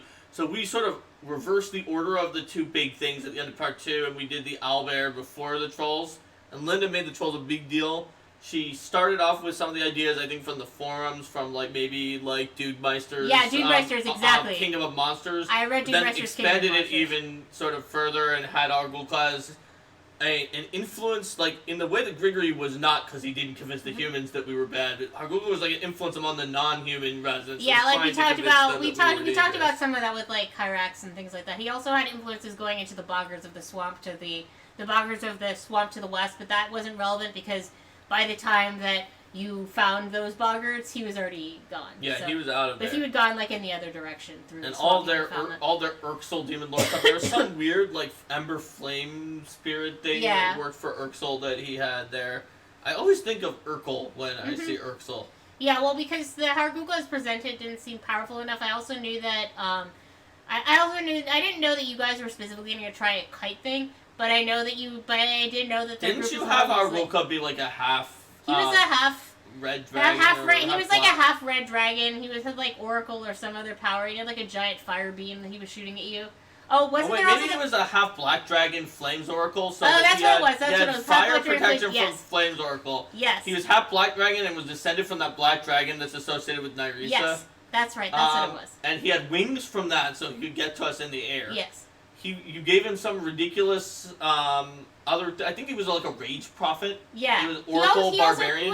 Who was that ridiculous flying burning skull friend that he had? Yeah, it wasn't quite. That was the flame spirit. I'm not sure if it was a skull or it was what. It was this fiery spirit. Yeah, well, it had kind of I a don't know skull what thing it in was. it. It was. It did have a skull inside. It was a weird fire variant Will-O-Wisp thing, I think. It was No, wait. It was a custom monster. I think it was a custom monster that you said was an emissary of Ursul, and he Yeah. had like his. Oh yeah, I what just was made the name? like a. Nagenti. Hagenti. No, Hagenti I think is the name of a demon lord, but there was like something else Someone that you else, mentioned that was the one who taught to the Soot-Scale kobold, who was like the herald of Hargulka or something like that. Who was I think maybe Hargulka was. Well, let's see. Not the oracle. This was part 2. Maybe Nagenti was the oracle. Nagrundi, here it is. Nagrundi, there it is. Nagrundi was a 2-headed troll cleric of Ursul 6. He was a cleric. He was 2-headed troll cleric of Ursul 6. I realized I could go into my even more detailed files where I can find out exactly how to build what was Hargulka's actual situation? Let's see. Hargulka was a half-black dragon troll fighter. We got it. Yes! And he was a fighter, though, not a Flames Oracle. But he had the cleric as his backup person. We got half-black dragon. He was a... he also had a necklace of fireballs. He did have a necklace of... Oh, right, that was like, if I go down... If I go down, you're going down. Oh, yeah, I also gave him an intimidating strike and he wore it as like a dare. Yeah. If I go down, you're down with me. To show other trolls he was not afraid of fire. And he had resist energy fire from his cleric, so that... Well, the necklace of fireballs... And Merlin was and then there's the kobolds, their haunts and things like that. Mm-hmm. This was the Ice Palace, Tule Navari. Tule Navari was the name of the Ice Palace? Yeah, Tule Navari, the ruined palace in This ice. palace originated in the First World. Traveled to the material plane as a side effect of some of the instability produced by Nyrisa's experiments. Trapped underground until the Grawlings, that's the name of the one from the Shadow book of John Brazier, shipped an opening with their stone axes. Now its inhabitants have cultivated brown mold near the entrance, and what were the Kulathars were the flowers. Love the cold. This was early on, so I literally wrote my own box text. Yep. Wow, I did a lot of prep in my early GMing days. Jesus. Crap. Alright, anyway. Here's the entire Green Dragon's horde, down to the copper piece. We didn't even kill the Green Dragon for the horde. And here's Candlemere Island. Oh yeah, let's see. What is the name? The tower is a small low-lying building with a 50-foot tower on the entrance on the opposite side. Within 100 feet, you have to make a DC 20 will save or be shaken. You encounter Will-O-Wisp. First taunt triggers when you enter within 30 feet of the entrance. Escape from the dipes. Cultists burst through the door, panicking people. If you flee far enough away from that, it triggers more Will-O-Wisp. There's a paranoia hunt that poisons people with nightmare vapor. Then the Hounded Tindalos appears. Yep, I remember that. Right, then I wrote that it was going to hit everyone and then attack Tristan. Yeah, attack Tristan. It said parentheses, holy symbol, parentheses, Tristan. When this triggers, Hounded Tindalos appears, hits everyone with its ripping gaze, and attacks the person with holy symbol, parentheses, Tristan, until he goes down, then teleports away. Next round invis, then teleport back to striking distance. Yeah, fortunately we got it low enough that it left then after it took down Tristan. Then there's the suicide hunt, the Ring of Dreadful... the Ring of Dreadful Rejuvenation. Oh, yeah. The one that gives custom ring. Lets you feed off of the fear of others to get temporary hit Big Al took that because of his Intimidate Corn Gun Smash build. The Visions of Lang, the Pigments of Deformed Creation, the Visions of Lang. Mm-hmm. The Pit with the Tentacle Horror Hunt. Yep. I remember the Tentacle Horror Hunt. Sacrificial Rituals to shove Niggeroth. I thought there was... Where was the... That was the other cult. Where was maybe the tree? Maybe that was another cult. I guess this was Gibbering Malders were in this one. Yeah, I remember the Gibbering Malders, but where was the tree? Oh, maybe it was just the Tentacled Monster. Maybe it was the Tentacled Haunt. Yeah. I remember the Tentacled Haunt. Maybe that it was just another haunt. Maybe it was another thing. I've run a lot of games. Yes. There have been a lot of trees over the years. Yes. But maybe not this tree. There have been, even in this AP, a lot of trees. Yep. Why do I have a file called Random Bandit Poetry? Random Bandit Poetry? Oh, Haps. Oh, Haps. And... had a lot of poetry. Oh, yeah. The random okay, yeah. Apparently I wrote bandit poetry. That's right. Body bandit poetry. That's correct, because it was in the AP, and you wanted to know what it was. Yeah. Anyway. There we go. I think people want to hear the bandit poetry. Well, I don't even know whose body is it. What I did know, it say? it's not body. It's really corny. I'm not gonna read that. Corny bandit poetry. I think it was supposed. It said in the AP. Yeah. That particular bandit wrote really extremely corny poetry. Yeah, no, that was body poetry was from Skull That's a and different Shackles. one. That's Skull and Shackles. Oh yeah, then there was the thing where about Rico the Bold was. then there was the thing about the Stag Lord's alcohol, because I knew that we had a cleric of Cain in the party. Want to know what alcohol? So I have like a 10 item long list of various boozes that they found. Hello, propaganda. The Hidden corny Twig and poetry Rico brigands. need the corny poetry of brigands. All right, fine. Hold on. Corny bandit poetry. Bandit says,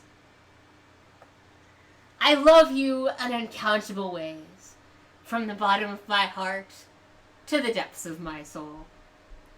I cherish you in unthinkable ways, from the rising of the sun to its going down. I admire you with all the freedom of my heart, Jesus, with joy and pride and all that's in me. I care for you with the integrity of my soul, with passion that flows and emotion that runs free. It keeps going from there. That's like only the first 2 bits of this thing. It's Apple News likes the dreadful healing ring where he'll see with fear. It's I'm kind of based off Will-O-Wisps. Chase Risky away with the I told you it was terrible bandit poetry. It is. So, actually, having finished part 2, do you want to look for other part 1 and part 2 files that are in here to talk about? But maybe part 2 is a good place also to stop in the story. Oh yeah, there were also glacier toads. Oh, especially since, wait a minute, actually between part 2 and part 3, we also did all of the Lost Larn. Yeah, you did all the Lost Larn stuff there. So we may have to consider how much of the time we want to spend talking about that. So maybe the next Linda's Kingmaker 2 part 2 could be Lost Larn and Varnhold vanishing.